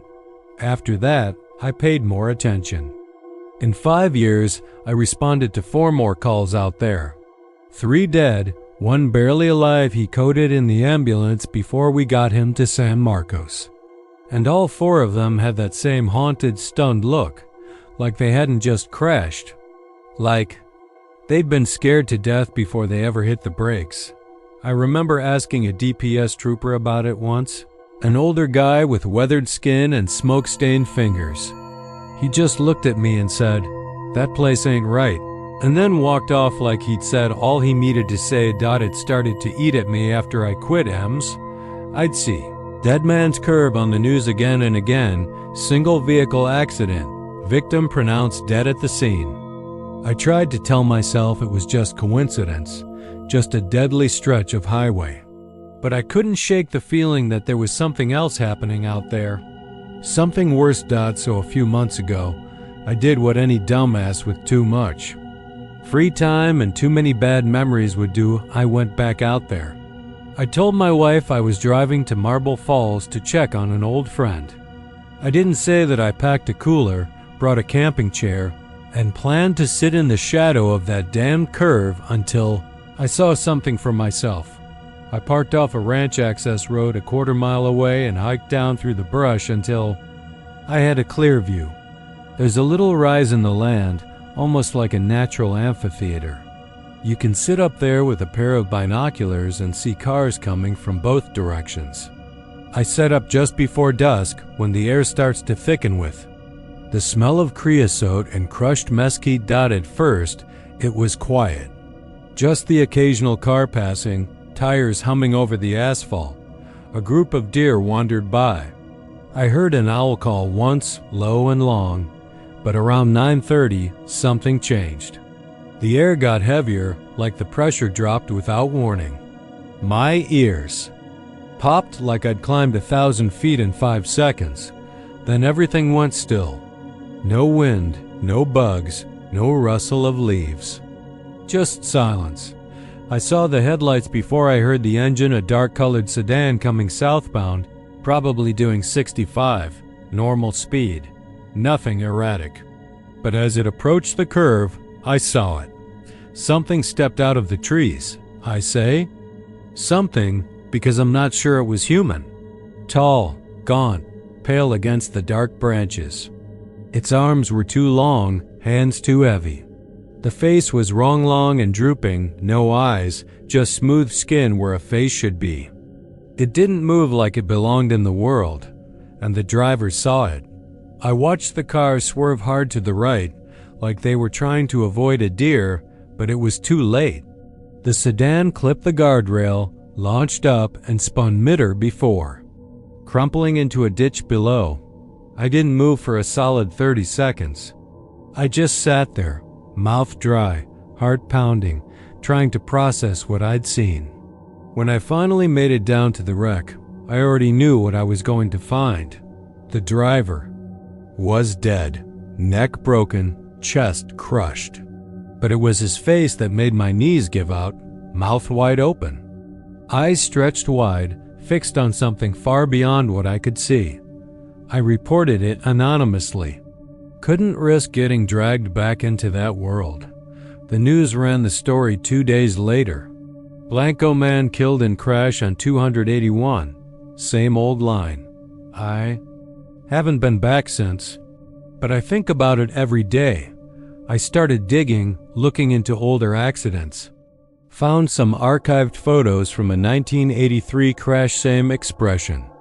A kid on a dirt bike in 1991, same thing. Even one from 1967, grainy black and white image, but you could still make it out. That gaping mouth. That wide, staring horror. Whatever. That thing is, it's been there a long time. It doesn't kill them directly. It just shows itself. That's all it needs to do. I think it feeds on fear. I think it wants to be seen out. So if you're ever driving north out of Blanco, late at night or early in the morning, and you see that curve up ahead, slow down. Not just because it's dangerous, but because something might be waiting just beyond. The trees, eager for another pair of eyes, and it wants to be the last thing you ever see. They started telling the story in diners and fuel stops, mostly late at night when the road seemed to stretch longer than usual and the sky above. Texas flattened out like a tarp of black velvet. The old-timers said it started out west, somewhere, past Fort Stockton on I-10, where the desert opens up wide and the towns get fewer and farther between. But then it started showing up other places to Highway 287 near Wichita Falls, or cutting through the pine thickets on US 59 out near Lufkin. They all called it the same thing, the hauler. Never a brand name on the trailer. No numbers, no dot stickers.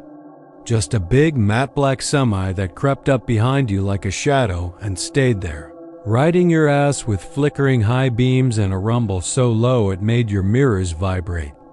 You could feel it before you saw it. That was part of the deal. Every story began the same way, a creeping unease, the kind that curls up in your gut like spoiled meat. Then came the lights in your mirror. At first you think it's just another rig in a hurry. Maybe a hot load trying to make delivery before deadline. But then you realize it's not backing off. It just stays there. Not trying to pass, not flashing to warn. Just hugging the double yellow and breathing down your neck like it's waiting. For you to screw up. That's when the radio starts acting up. One of the drivers who talked about it, Red Dan. A guy who'd been pulling cattle trailers out of Amarillo since the 80s, said it was like someone was messing with the CB. He'd be cruising on Channel 19, chatting with another hauler about a brake check ahead near Abilene, when suddenly his signal would go dead. Then the static would come in, loud and sharp like a detuned violin string. After that, the screaming started. Not words. Not voices he could place. Just raw, human screams, like someone being burned alive or torn open slow. He yanked the CB, fused to shut it off, but the noise kept coming through the speakers, through the cab walls, through the goddamn engine. The sound got inside him, Red Dan said. He drove with both hands clamped to the wheel, his knuckles the color of chalk, sweating so bad he couldn't see straight. He let the black semi-pass eventually swung right off onto the shoulder and waved it on. And for a moment, just a moment, the noise stopped. He watched it roar past no license plate, no exhaust smoke, not even the glint of a driver in the window. Just that matte black surface and a wide grill like a sneer.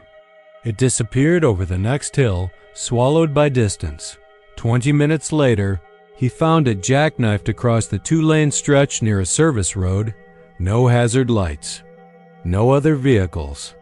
It had crushed part of the guardrail and carved a shallow trench into the dirt shoulder. The front end was crumpled like foil, though there were no signs it hit anything. Dan pulled over, heart pounding, grabbed his flashlight and walked up to. The cab. The door was open. Not swung open like from the crash, neatly open, like someone had stepped out for a smoke and never came back. Inside it was quiet. No blood. No driver. Just the smell of hot rubber and something faintly metallic. He said the only thing in the cab was a small leather-bound logbook on the passenger seat. Blank pages, save for one. A single line scrawled in thick, almost childlike handwriting. You're next if you stall. Dan never drove again after that night. Stories like his weren't common, but they weren't exactly rare either. There was a pattern. The hauler showed up when you were driving alone, always on a long flat stretch, always at night. Never in daylight. Sometimes the truck passed and vanished, Other times it stayed behind you for hours, its lights twitching, and its engine humming with that weird, bassy growl like it was tuned to your heartbeat. But the worst ones were the sightings where it disappeared, like 1 minute it was there, right on your bumper, and the next, nothing. Not even taillights on the horizon. Just gone. I didn't believe in any of it until I saw it myself. I was hauling refrigerated produce from Brownsville up to Amarillo, cutting north on US 281. It was late January and the road was empty.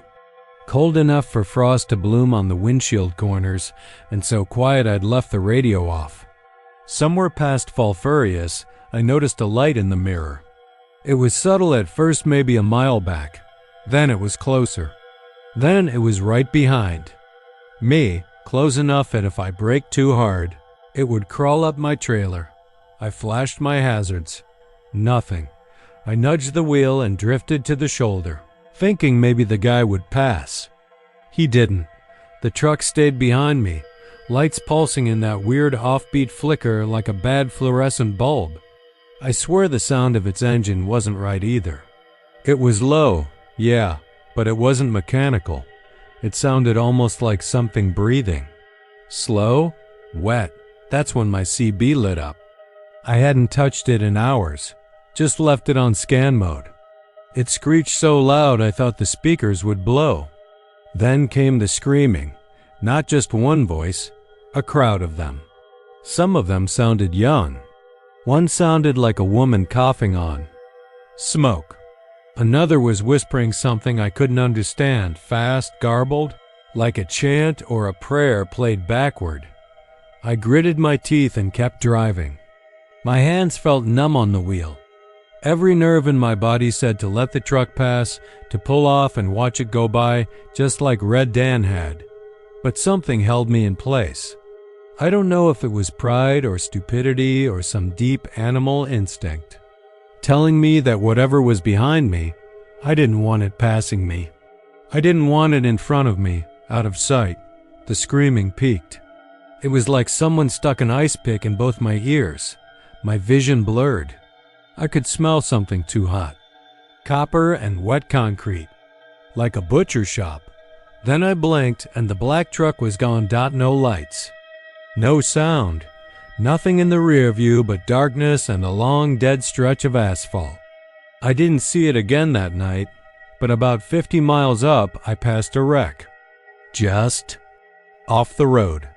A state trooper already had his cruiser parked sideways with the spotlight on. A semi had jackknifed into the ditch, crushing a little four-door sedan beneath its trailer. I couldn't see the body, but I saw blood sprayed across the snow and oil staining the ground like ink. I slowed, and for a split second, just before the trooper waved me on, I saw the side of the trailer, matte black. No markings. No driver. I don't know if the hauler is a ghost or a curse or some weird piece of old road folklore made flesh. But I know this. It's real, and it's angry. There's a rhythm to it, a pattern, like it's looking for something or someone. Maybe it's a punishment. Maybe it's a warning. But once you've seen it, it knows you. You become part of the route. A few weeks ago, I was driving west on a 20 past Odessa. Clear night, empty road. And my radio popped to life even though it was off. One voice. A man's voice, rough like gravel in a tin can. Don't stall. That's all it said. Then.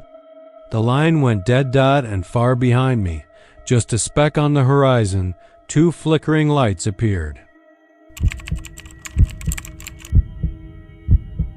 The first call came in just after midnight, the night air hot and still as it always was that time of year out near Midland. A trucker named Ricky Thorne was hauling a load of irrigation parts eastbound on I-20. Windows cracked and a cold doctor. Pepper sweating in the cup holder. He was cruising steady, keeping an ear on channel 19 like always, when the voice cut through. Not static. Not some garbled nonsense like you usually get from busted antennas or bored teenagers screwing around with illegal boosters. It was clear, weirdly clear, And it didn't sound like it belonged on any CB radio. It was a child. A little girl, no older than 7 or 8 by the sound of it. Her voice was trembling but controlled, like she was trying real hard not to cry. "I'm in the trunk, please." That's all she said. Ricky sat up straight, hand going to the squelch dial. He thought maybe he'd nodded off for a second, hallucinated it, but the channel was quiet now. Just the usual hiss and spit of open air. He keyed up his mic. "Breaker 19, anyone else hear that?" Silence. A second later, a voice chimed. "In some guy in a Peterbilt out of Odessa. You mean the kid?" "Yeah," Ricky said, uneasy. "You hear her too?" "Been on this stretch 15 years, the man replied. "That ain't the first time she's piped up." Ricky felt the hair rise on the back of his arms. "You serious?" "Oh yeah," the man said. "Happens round mile marker 283. Always around this time of night. Always the same words. Been like that for years. I just turned my volume down. When I get close..." Ricky didn't say anything else. He kept the radio on, turned it down low, and drove the next hour with a strange tightness in his chest. When he finally stopped for fuel in Big Spring, he asked the guy behind the counter, an old-timer with a weathered face and nicotine yellow mustache, if he'd ever heard anything strange on the radio out there. The man didn't look up from his paper. Just said, "Yeah, and you'll keep hearing her if you keep listening." The reports picked up after that. Maybe because people started paying more attention, or maybe because something had changed. In late July, a trucker named Marlene Baird out of Lubbock made a post in a CB Facebook group describing the exact same voice. She'd picked it up just east of Stanton, same time of night. Same message, "I'm in the trunk, please."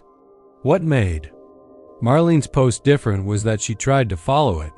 She heard the voice and swerved onto the shoulder, thinking maybe some poor girl had been locked up in a passing car. She hit the gas, pulling back onto the highway, scanning every car ahead. She said she saw an old brown Cutlass about a mile up, taillights flickering like there was a short in the wiring. Something about it didn't feel right. She chased it down. Said she followed that car for 10 straight miles before it suddenly pulled off the road into the brush, headlights killing all at once. When she got close, it was gone. Just gone. No tire tracks in the dirt. No dust. Just empty space. A few people called her a liar, said she made it up for attention. But enough drivers backed her up, said they'd had similar run-ins. Stories started piling up. Always between mile markers 280 and 290, always on Channel 19, and always at night. The message never changed. "I'm in the trunk, please." Midland PD made a statement by the end of the summer, called it a prank, blamed rogue signal boosts and bad actors, said it was likely a recording, probably someone parked off-road with a setup and a mean sense of humor. Told people to stop clogging up the emergency lines, but the old hands didn't buy it. Men who'd been running that stretch since the 80s started telling their own stories. A man named Horace Keyes went on a podcast that October and told the host he'd heard the voice back in 1991, long before digital editing, before people were uploading sound clips or buying Chinese CB kits off eBay. She was crying back then too, Horace said. Only difference was, sometimes she'd say other things. Not just the trunk bit. Sometimes she'd say she was cold, or that she'd been there a long time. And sometimes she'd say, "He's coming back. I have to be quiet." Now, the host tried to laugh it off, but Horace didn't. Said he knew a guy who pulled over once to look around. Found a child's shoe sitting on the shoulder near 285, perfect lean, like it had just been set there by someone. Or something. That episode went viral. People started making pilgrimages. YouTubers, ghost hunters, amateur paranormal investigators. Some stayed parked along the shoulder with their radios on, waiting for the voice. Some claimed they heard it, recorded it, even manipulated the audio to pull out background noise. They said they heard breathing behind the words. They said they heard something else too. Something faint. A man's voice whispering beneath the girls. Unintelligible, garbled. But angry. Then in early November, a retired sheriff's deputy named Dean Winthrop posted an anonymous comment on one of the many forums discussing the Midland CB girl. Said he'd worked a missing persons case back in 1985 near those same mile markers. A family traveling from El Paso to Dallas. Flat tire. Mom and Dad get out to change it. Little girl stays in the car. They were pulled off on a narrow stretch with no shoulder. Truck clipped the back of their car. Killed both parents instantly. Car ignited. Fire crews got there too late. They found the mother and father charred beyond recognition. The little girl's body was never recovered. The theory was she'd gotten out of the car during the confusion, maybe wandered into the dark, maybe animals, maybe the fire. Nobody knew. Her name was Lacey Pruitt. She was 7 years old. The story would have faded like all the others. Just more noise in a sea of speculation, but then someone found the police report. It wasn't easy. Paper records, digitized badly. But it was real. So was the family. So was the crash. Everything matched. The kicker? Lacey had been playing in the trunk earlier that day. Her older brother survived the crash, now living in Arizona. Told an interviewer she used to hide in there during road trips, said it was her fort. They thought she was in the backseat when the parents got out to fix the tire. Turns out, she might have locked herself in. She might have been in there when the fire started. That changed things. Truckers stopped joking about it.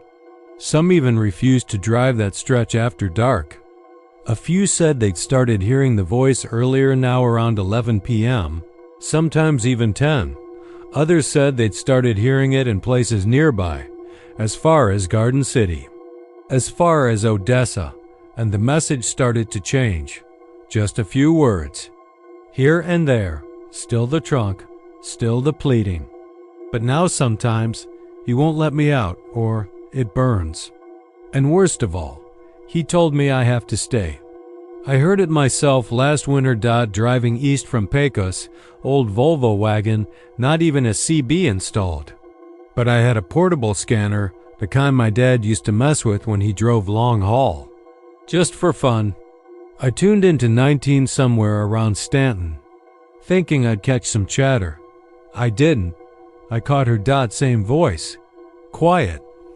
Like she was sitting just a few feet away, whispering, "I'm in the trunk, please." It was colder than usual that night, and I was already tense from the drive. But that voice, it didn't sound like it was coming from the radio. It sounded like it was inside the car. I pulled over fast, heart jackhammering in my chest. Jumped. Out. Checked the back. Nothing, of course. No one there, but the scanner kept hissing. A low, broken rhythm. Like something breathing just below the surface. I turned it off. Got back in the car. Didn't turn it on again. When I got home, I told myself it was just bleed over. Some random transmission. Someone screwing around. But 3 days later, I found something in the trunk of my car. A child's shoe, perfectly clean. Size 1. I live in Austin. I haven't driven west since. It was the kind of night where the road hums beneath your tires like a low warning, where the sky presses down heavy and strange, and your headlights are the only honest thing for miles. Nolan Cash was driving east alone through the pine curtain, outside of Tyler, Texas. He was 38, divorced, and too stubborn to admit that his insomnia had grown worse since the split. Some nights he drove just to stay ahead of the thoughts. On that particular night, he'd told himself he was going to make it to Longview, maybe Marshall if he was feeling up to it. Just burned some gas and listened to old coast-to-coast reruns on AM radio until the sun came up or his brain got tired enough to shut off on its own. The gas light blinked on around 2:45 a.m. just outside of a place called Gladewater, and he pulled into a rundown Chevron that looked like it hadn't seen a health inspection since Bush was governor.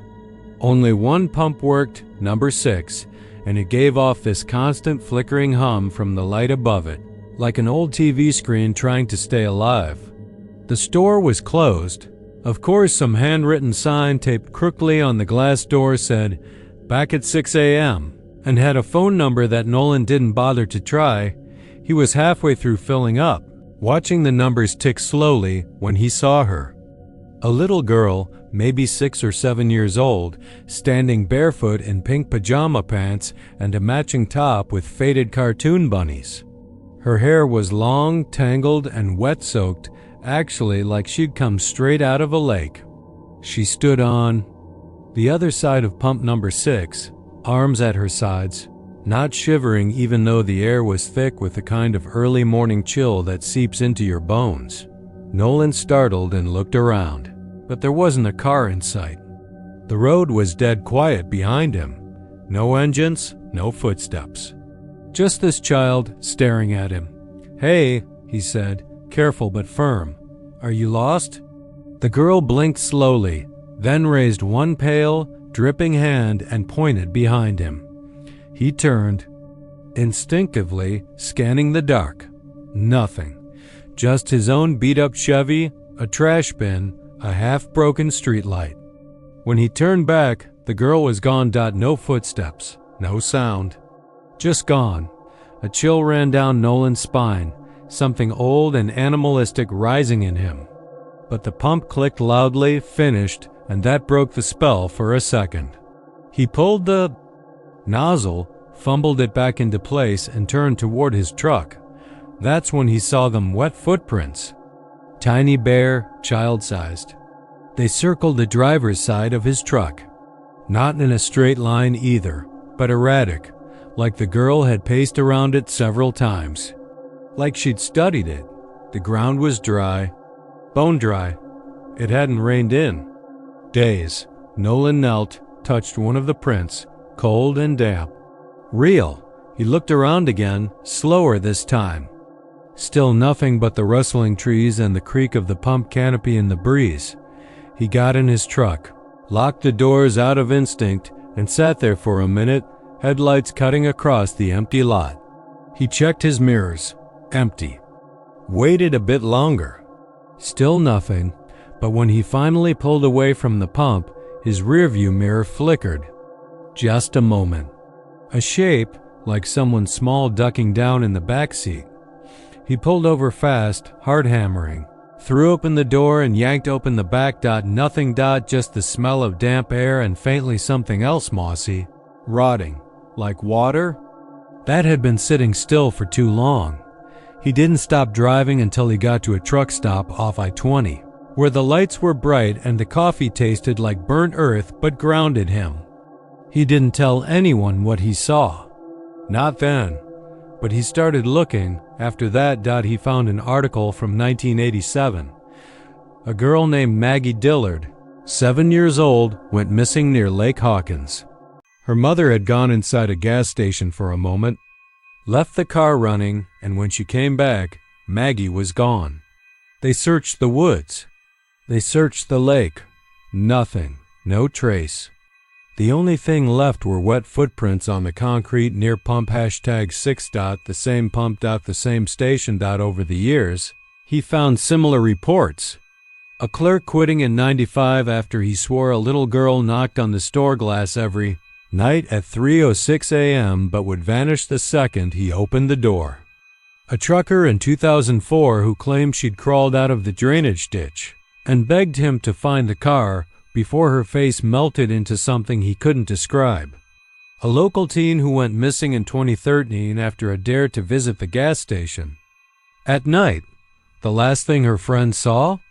A girl in wet pajamas standing by pump #6. Nolan became obsessed.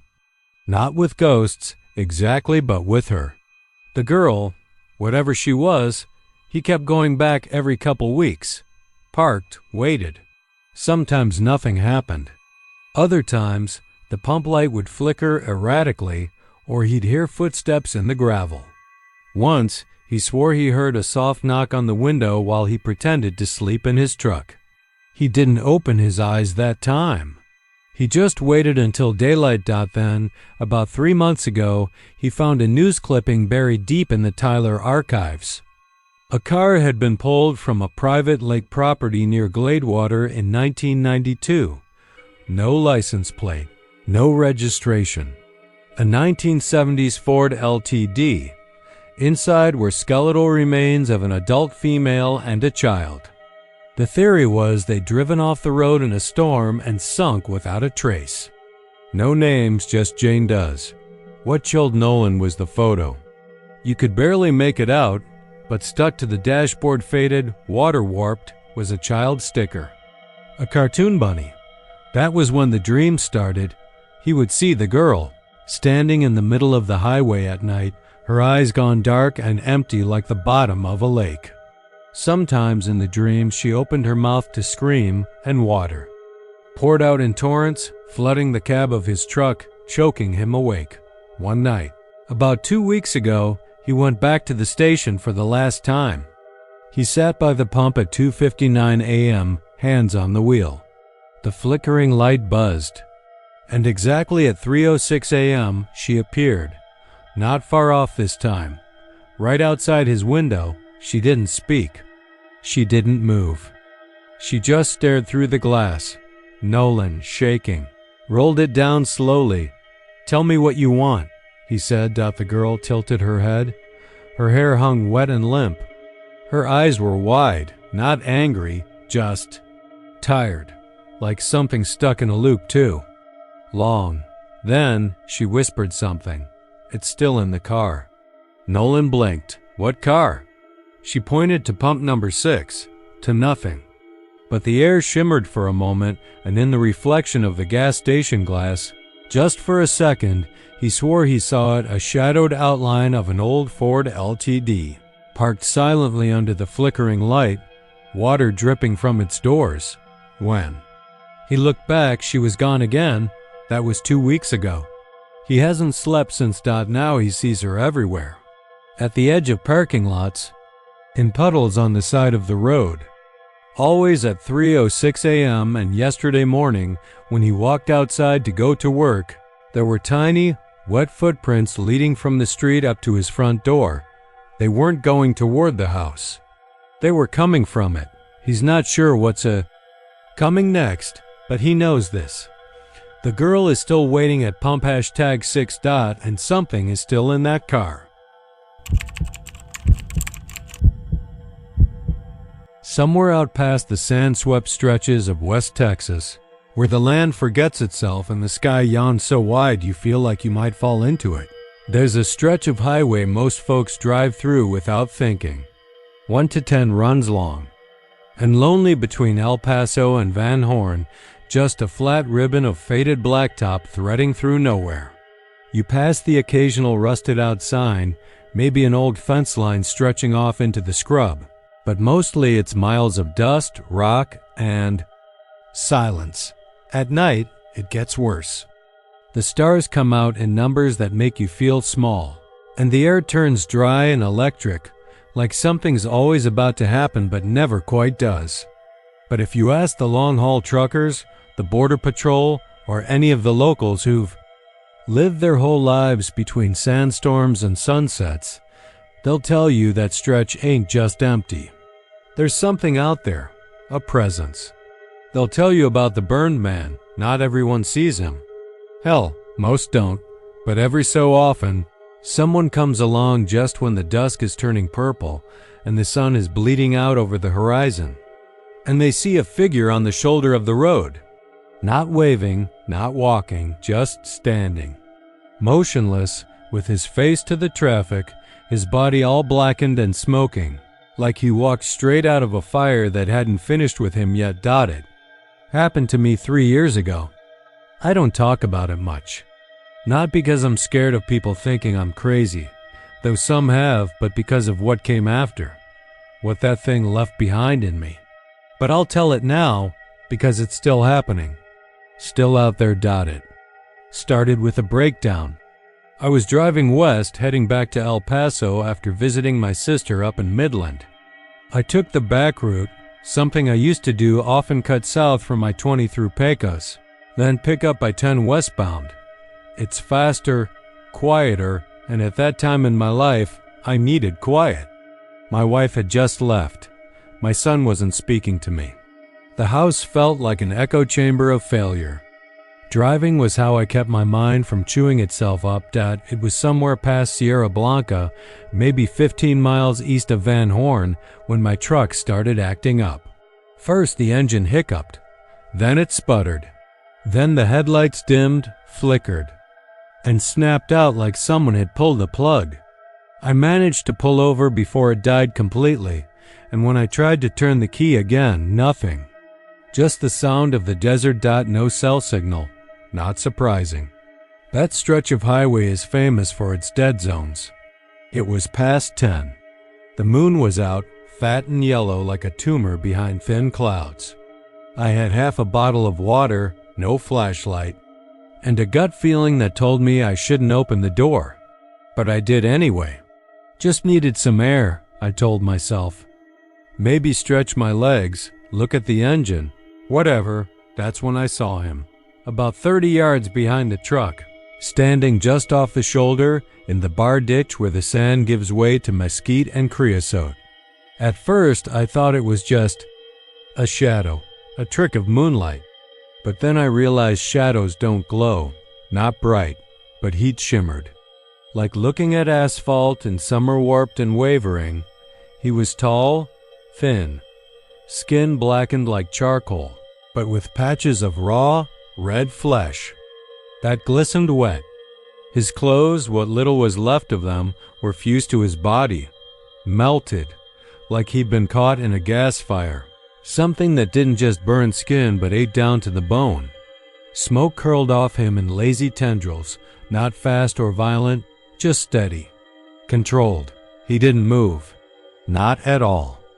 Just stood there with his face aimed at me. And then he smiled. God help me, it wasn't a threatening smile. That might have made sense. No, it was the kind of smile you see in someone who knows something.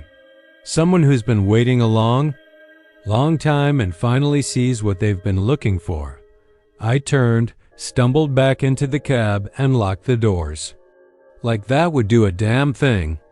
I sat there with my hand on the steering wheel, watching the mirror. I don't know how long.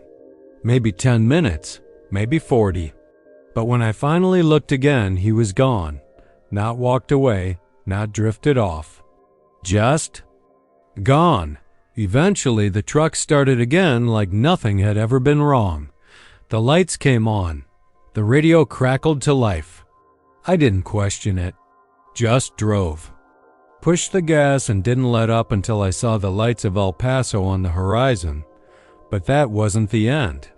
Not even close. I started having dreams. Not like nightmares, those are easy. You wake up screaming and know they're not real. These were different. I'd be in the truck again, alone on that same stretch of highway.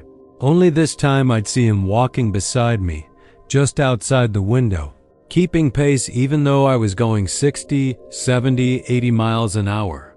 I'd glance over and he'd be looking and grinning. The glass would begin to fog, then warp like it was melting. The interior of the truck would fill with heat, suffocating, heavy heat, and then I'd wake up drenched in sweat, my sheets scorched. Literally scorched. Burn marks in the mattress.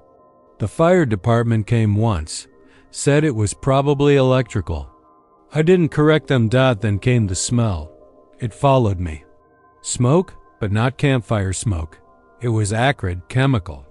Burned plastic. And hair. People at work noticed. I changed clothes, washed constantly. Didn't matter. It clung to me. One night I woke up and there he was standing at the foot of my bed, silent, not moving, just watching, and smiling. I ran. Moved out of that apartment the next day. Slept in my truck for a week, but he kept coming back. In reflections. In dreams.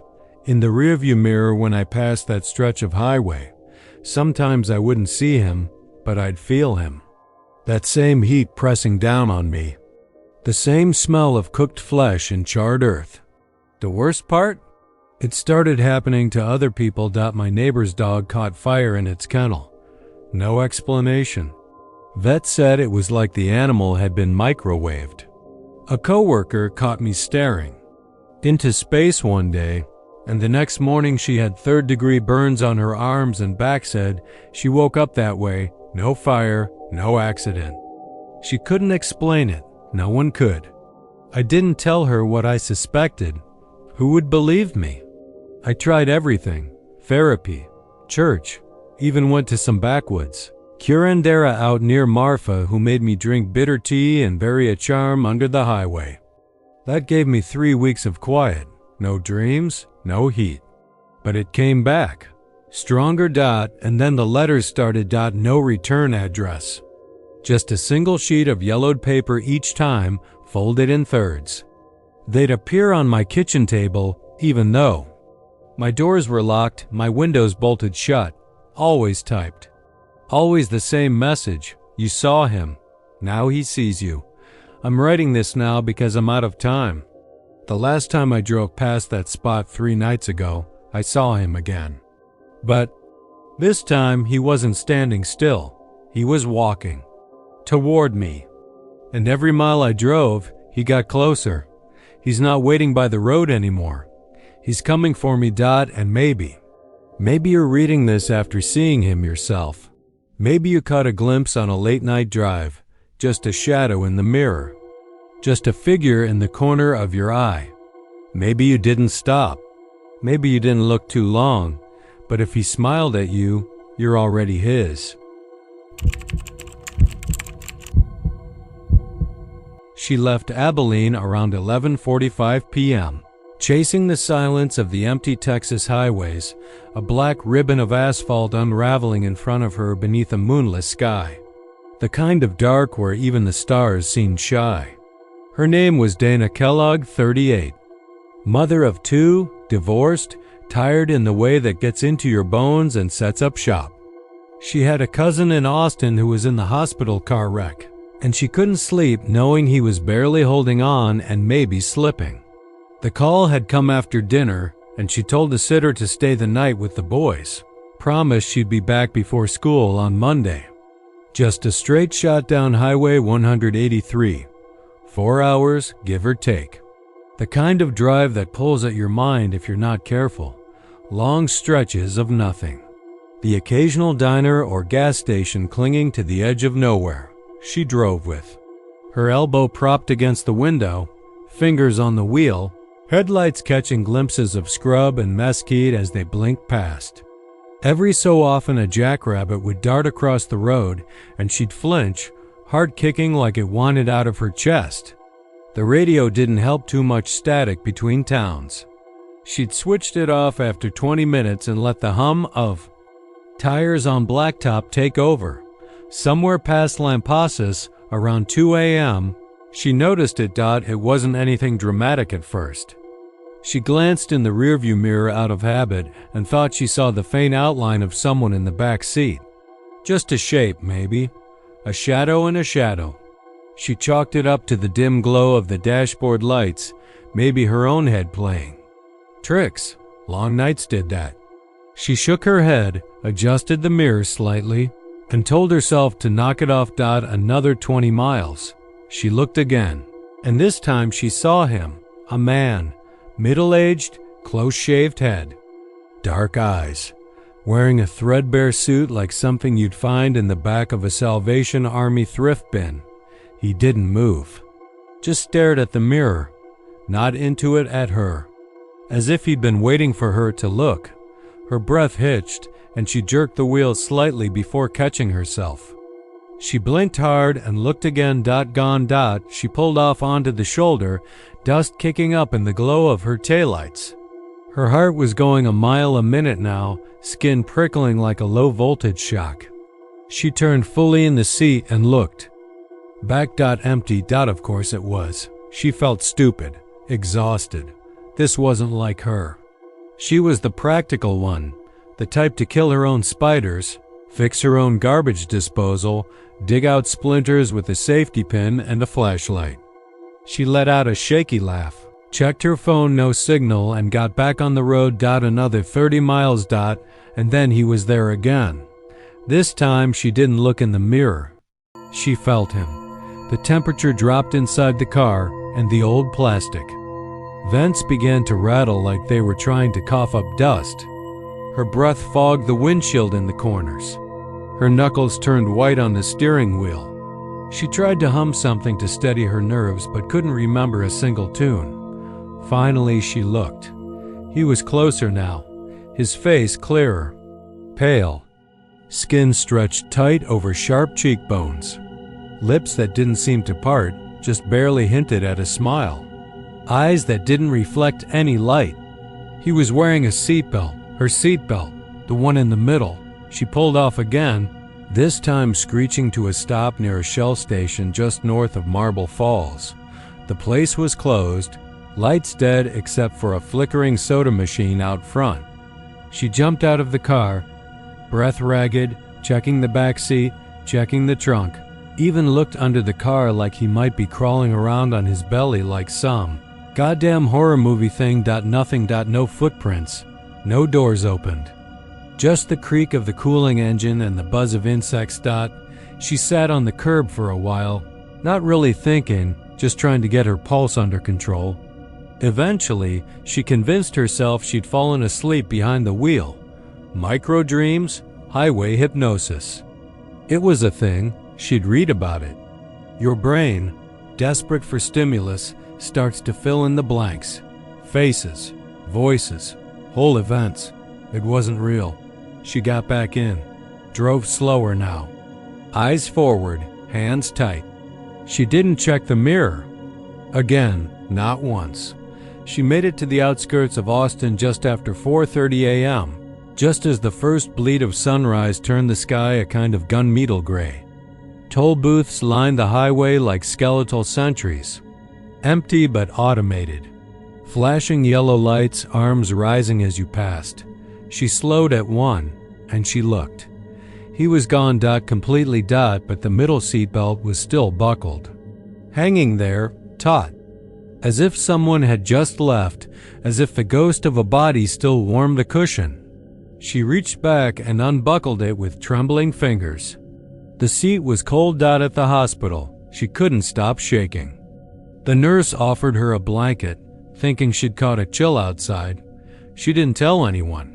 What could she say? That she saw a man who wasn't there? That he got in her car like he belonged there?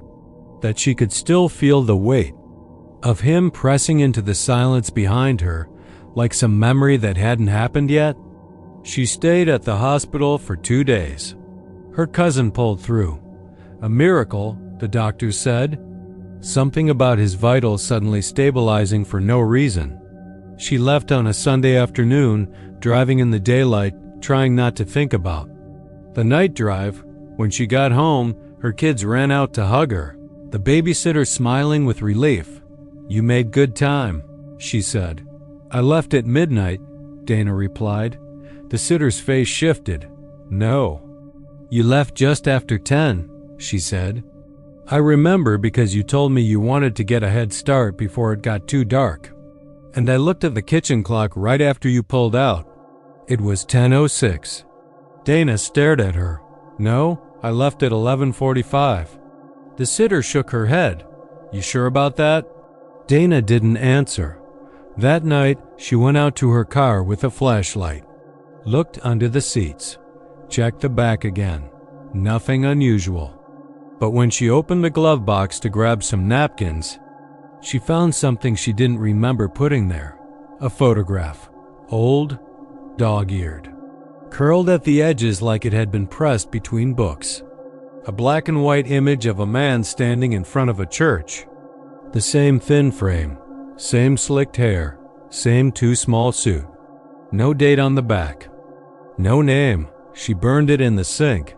But some nights, driving home from work, especially when she's tired, especially when she's alone, she glances in the rearview mirror and feel it again, that flicker, that pressure in the middle seat. Like someone just settled in. Waiting. Sometimes the seatbelt buckles. Itself. Sometimes it doesn't, but it's never empty for long. They were supposed to be in Marfa by 6. Maggie had been looking forward to this weekend for months. Some dusty Airbnb with adobe walls.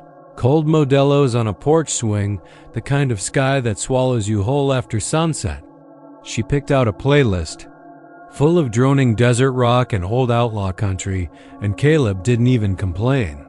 He drove, letting her switch between Black Angels and Towns Van Zandt, eating up the West Texas road like he always did, focused, hand steady, jaw tight.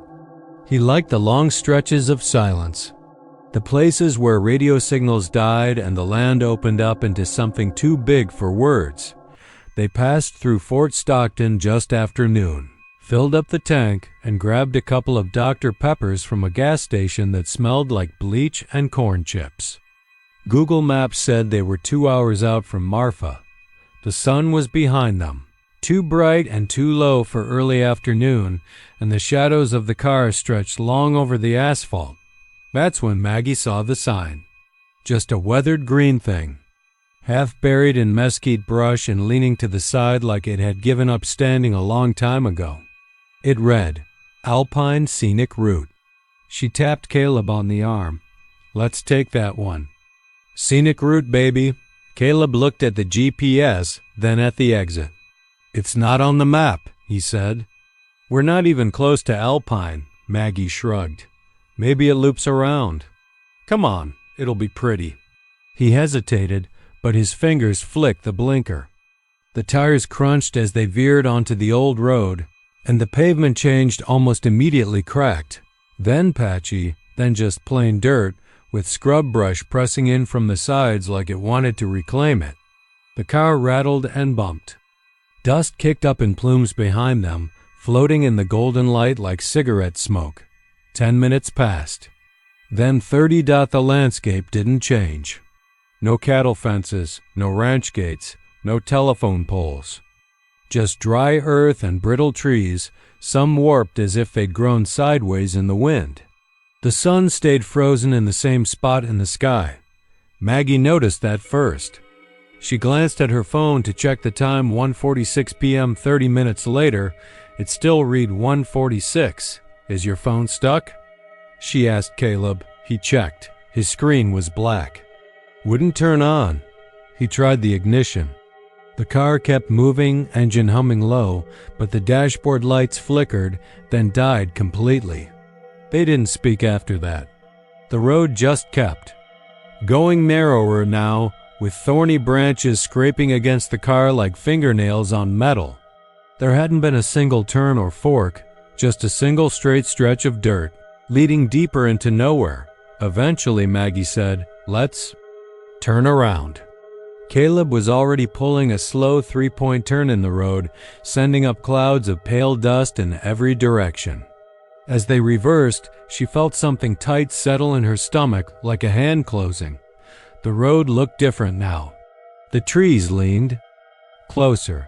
The sky looked wrong, washed out yellow, like nicotine-stained teeth.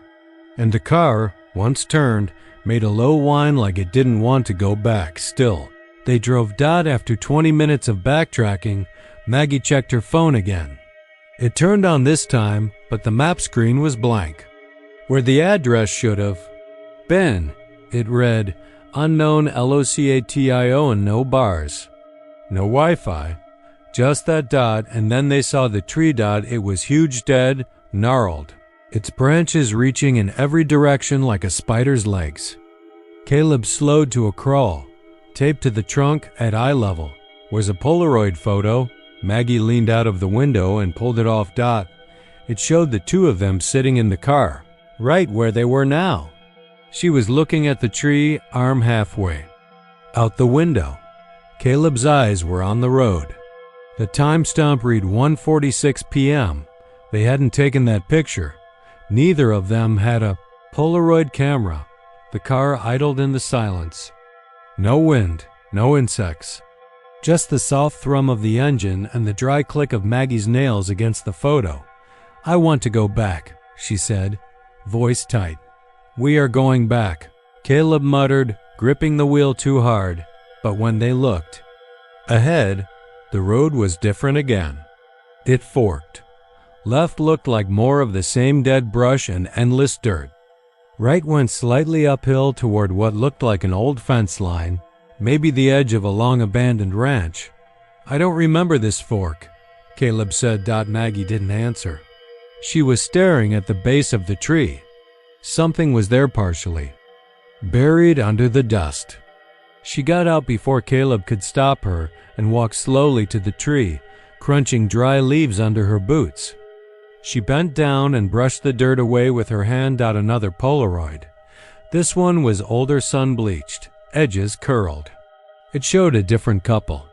A man with a beard and a woman with short blonde hair sitting in a similar car.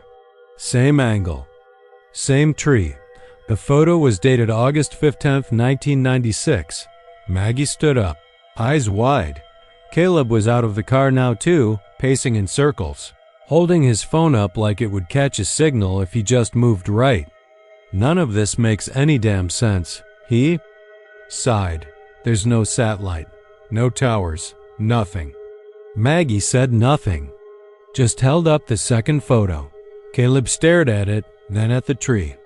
There were dozens of staples and bits of yellowing tape on the bark, most hidden by moss and dust. Like it had been used as a bulletin board for a long time. They took the right fork. It didn't get better. The road narrowed until the branches above wove together like a tunnel. Everything grew darker. Even the dust was different now, black. Oily, like ash. Maggie started to feel sick. A buzzing began in her ears. Caleb rolled down the window to breathe, but the air outside smelled metallic, like rust and old blood. They saw another photo hanging from a fence post. This one was empty, just the road. Same fork, but no people. Then the fence ended. A clearing opened, and in the center of it sat an old RV, the kind from the 70s, all beige and brown stripes, with a broken awning hanging like dead skin. Its windows were black, but something about it felt aware, like it had been watching them arrive. The engine died. No warning. No sputter, just silence. Caleb turned the key. Nothing. "Don't get out," Maggie said, gripping his arm. He looked at her. "What? Don't. Just wait." She didn't know why she said it. It just came out. That's when they heard it. A soft sound like a camera shutter. Click. Then another click. Then a voice. Not loud, but too close. As if it were inside the car, just behind their heads. "Smile." Maggie screamed. Caleb twisted around in his seat, but there was nothing behind them. Nothing in the back seat. Just the sound of his own ragged breath and the sudden pounding in his ears. The passenger window fogged up. A handprint purred, pressed from the inside. They bolted out of the car, into the clearing, toward the RV, anything to get away. Maggie reached the door first, pulled it open. Inside was worse. Photos, hundreds of them, taped to the walls, hanging from the ceiling. Polaroids of people, some smiling, some screaming, all staring directly into the lens, and in the middle of the RV, in a cracked leather chair, was a man, or what had been a man. He was mummified, skin dried and dark like jerky, a Polaroid camera resting in his lap. His mouth was open wide in a soundless scream. His eyes were two black pits, and in one hand he clutched a photo, his own face, taken moments before death. Caleb stumbled back. The RV door slammed shut behind them. The lights flickered on. A whisper filled the air, dry and sharp. "You're next." Then the photos on the walls began to fall, one by one, fluttering to the floor like leaves. Each one now showed Maggie and Caleb. Different angles. Some recent, some much older. One showed them asleep in bed, another eating dinner last night, one from behind. As Maggie tied her shoes at the gas station in Fort Stockton, another dash driving, another standing right where they stood now.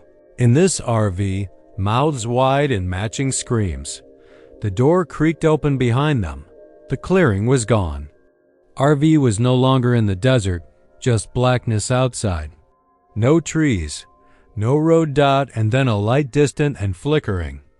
A sign, green, bent, half covered in brush. Alpine, scenic route, it never ends, it never, ever ends. They say you can't outrun your past in Texas, but there's a stretch of Highway 6 near Bryan where even your present struggles to keep up. Locals talk about it in barbershops, roadside diners, and worn-out gas stations that still smell like oil and mildew. They lower their voices, shake their heads, and look to the horizon like they're waiting for something to emerge. But no one tells it straight. No one admits they've seen him, not really. Maybe it's guilt. Or fear. Maybe it's just Texas pride and a long-held superstition that if you speak something too clearly, it might start speaking back. It starts out normal.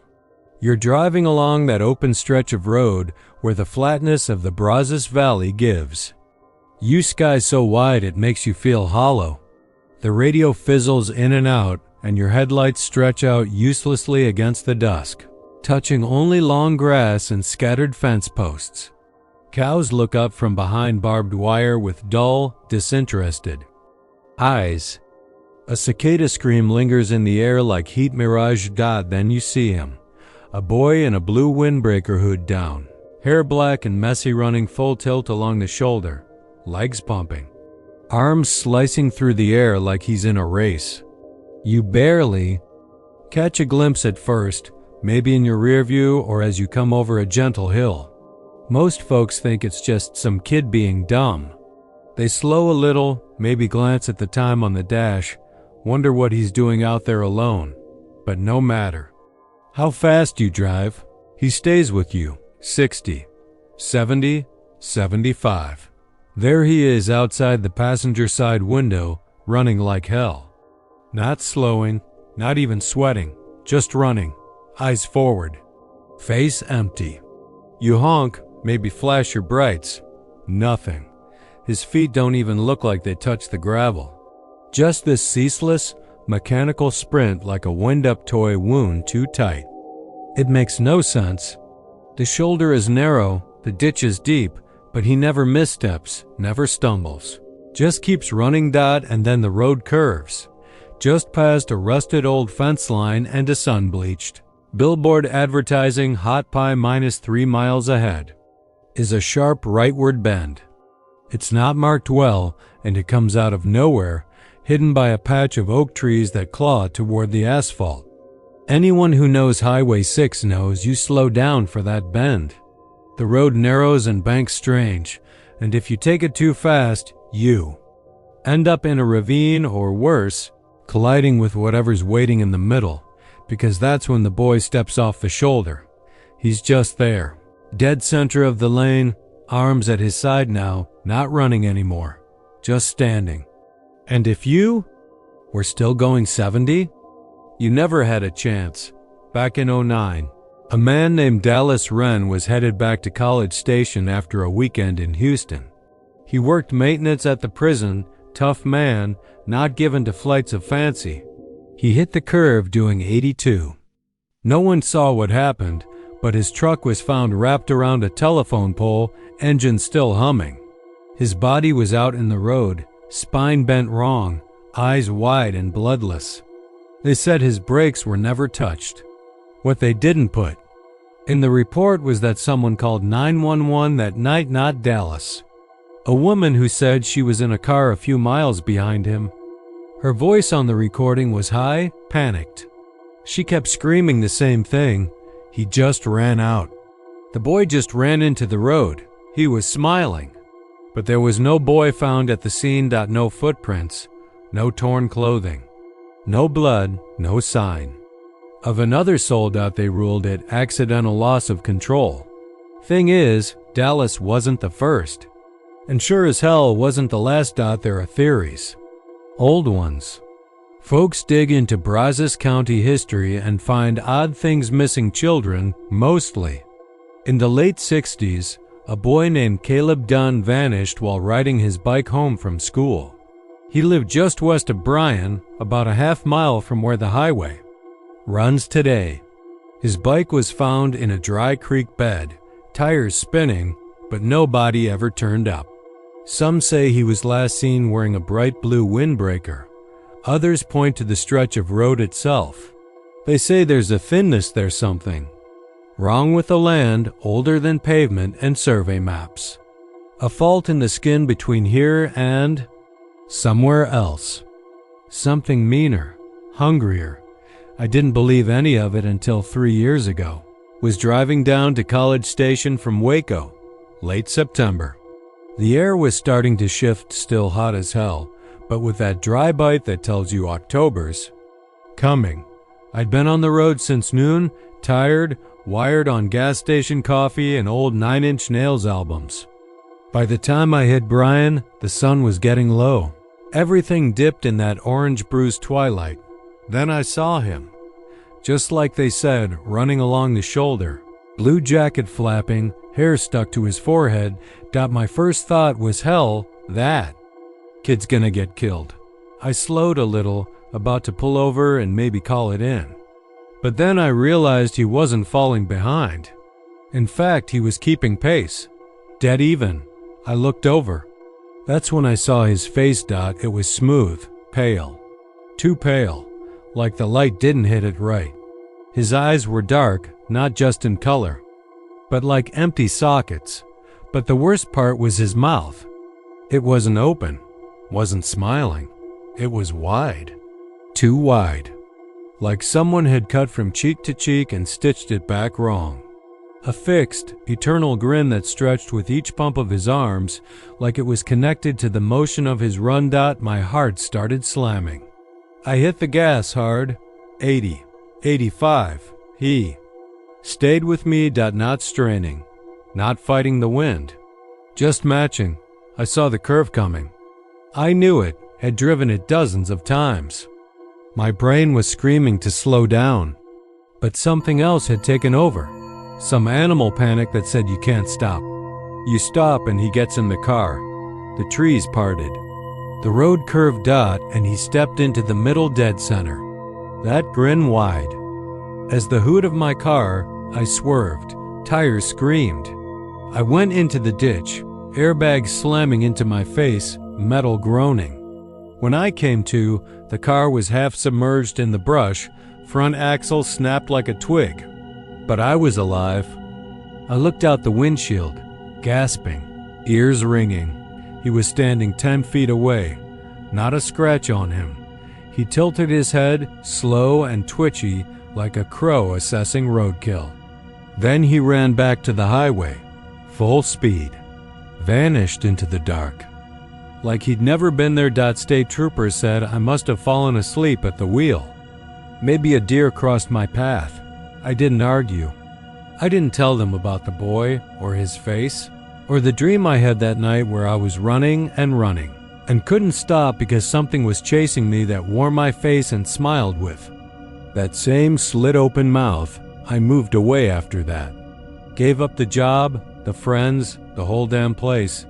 But sometimes I dream of that road again, and in the dreams, I'm always in the car, always speeding. And he's always there, keeping pace. Some nights, I wake up and my calves ache like I've been running. I read online last month that a girl wrecked on the same curve, 16, driver's permit. Parents said she was scared of highways, insisted on avoiding them until that night. Her boyfriend was in the passenger seat. He survived. Said something strange. He said she was trying to outrun someone. Said she kept screaming, "He's catching up." They told him it was shock, trauma, but I know better. Highway 6 never forgets, and the boy who runs never slows down.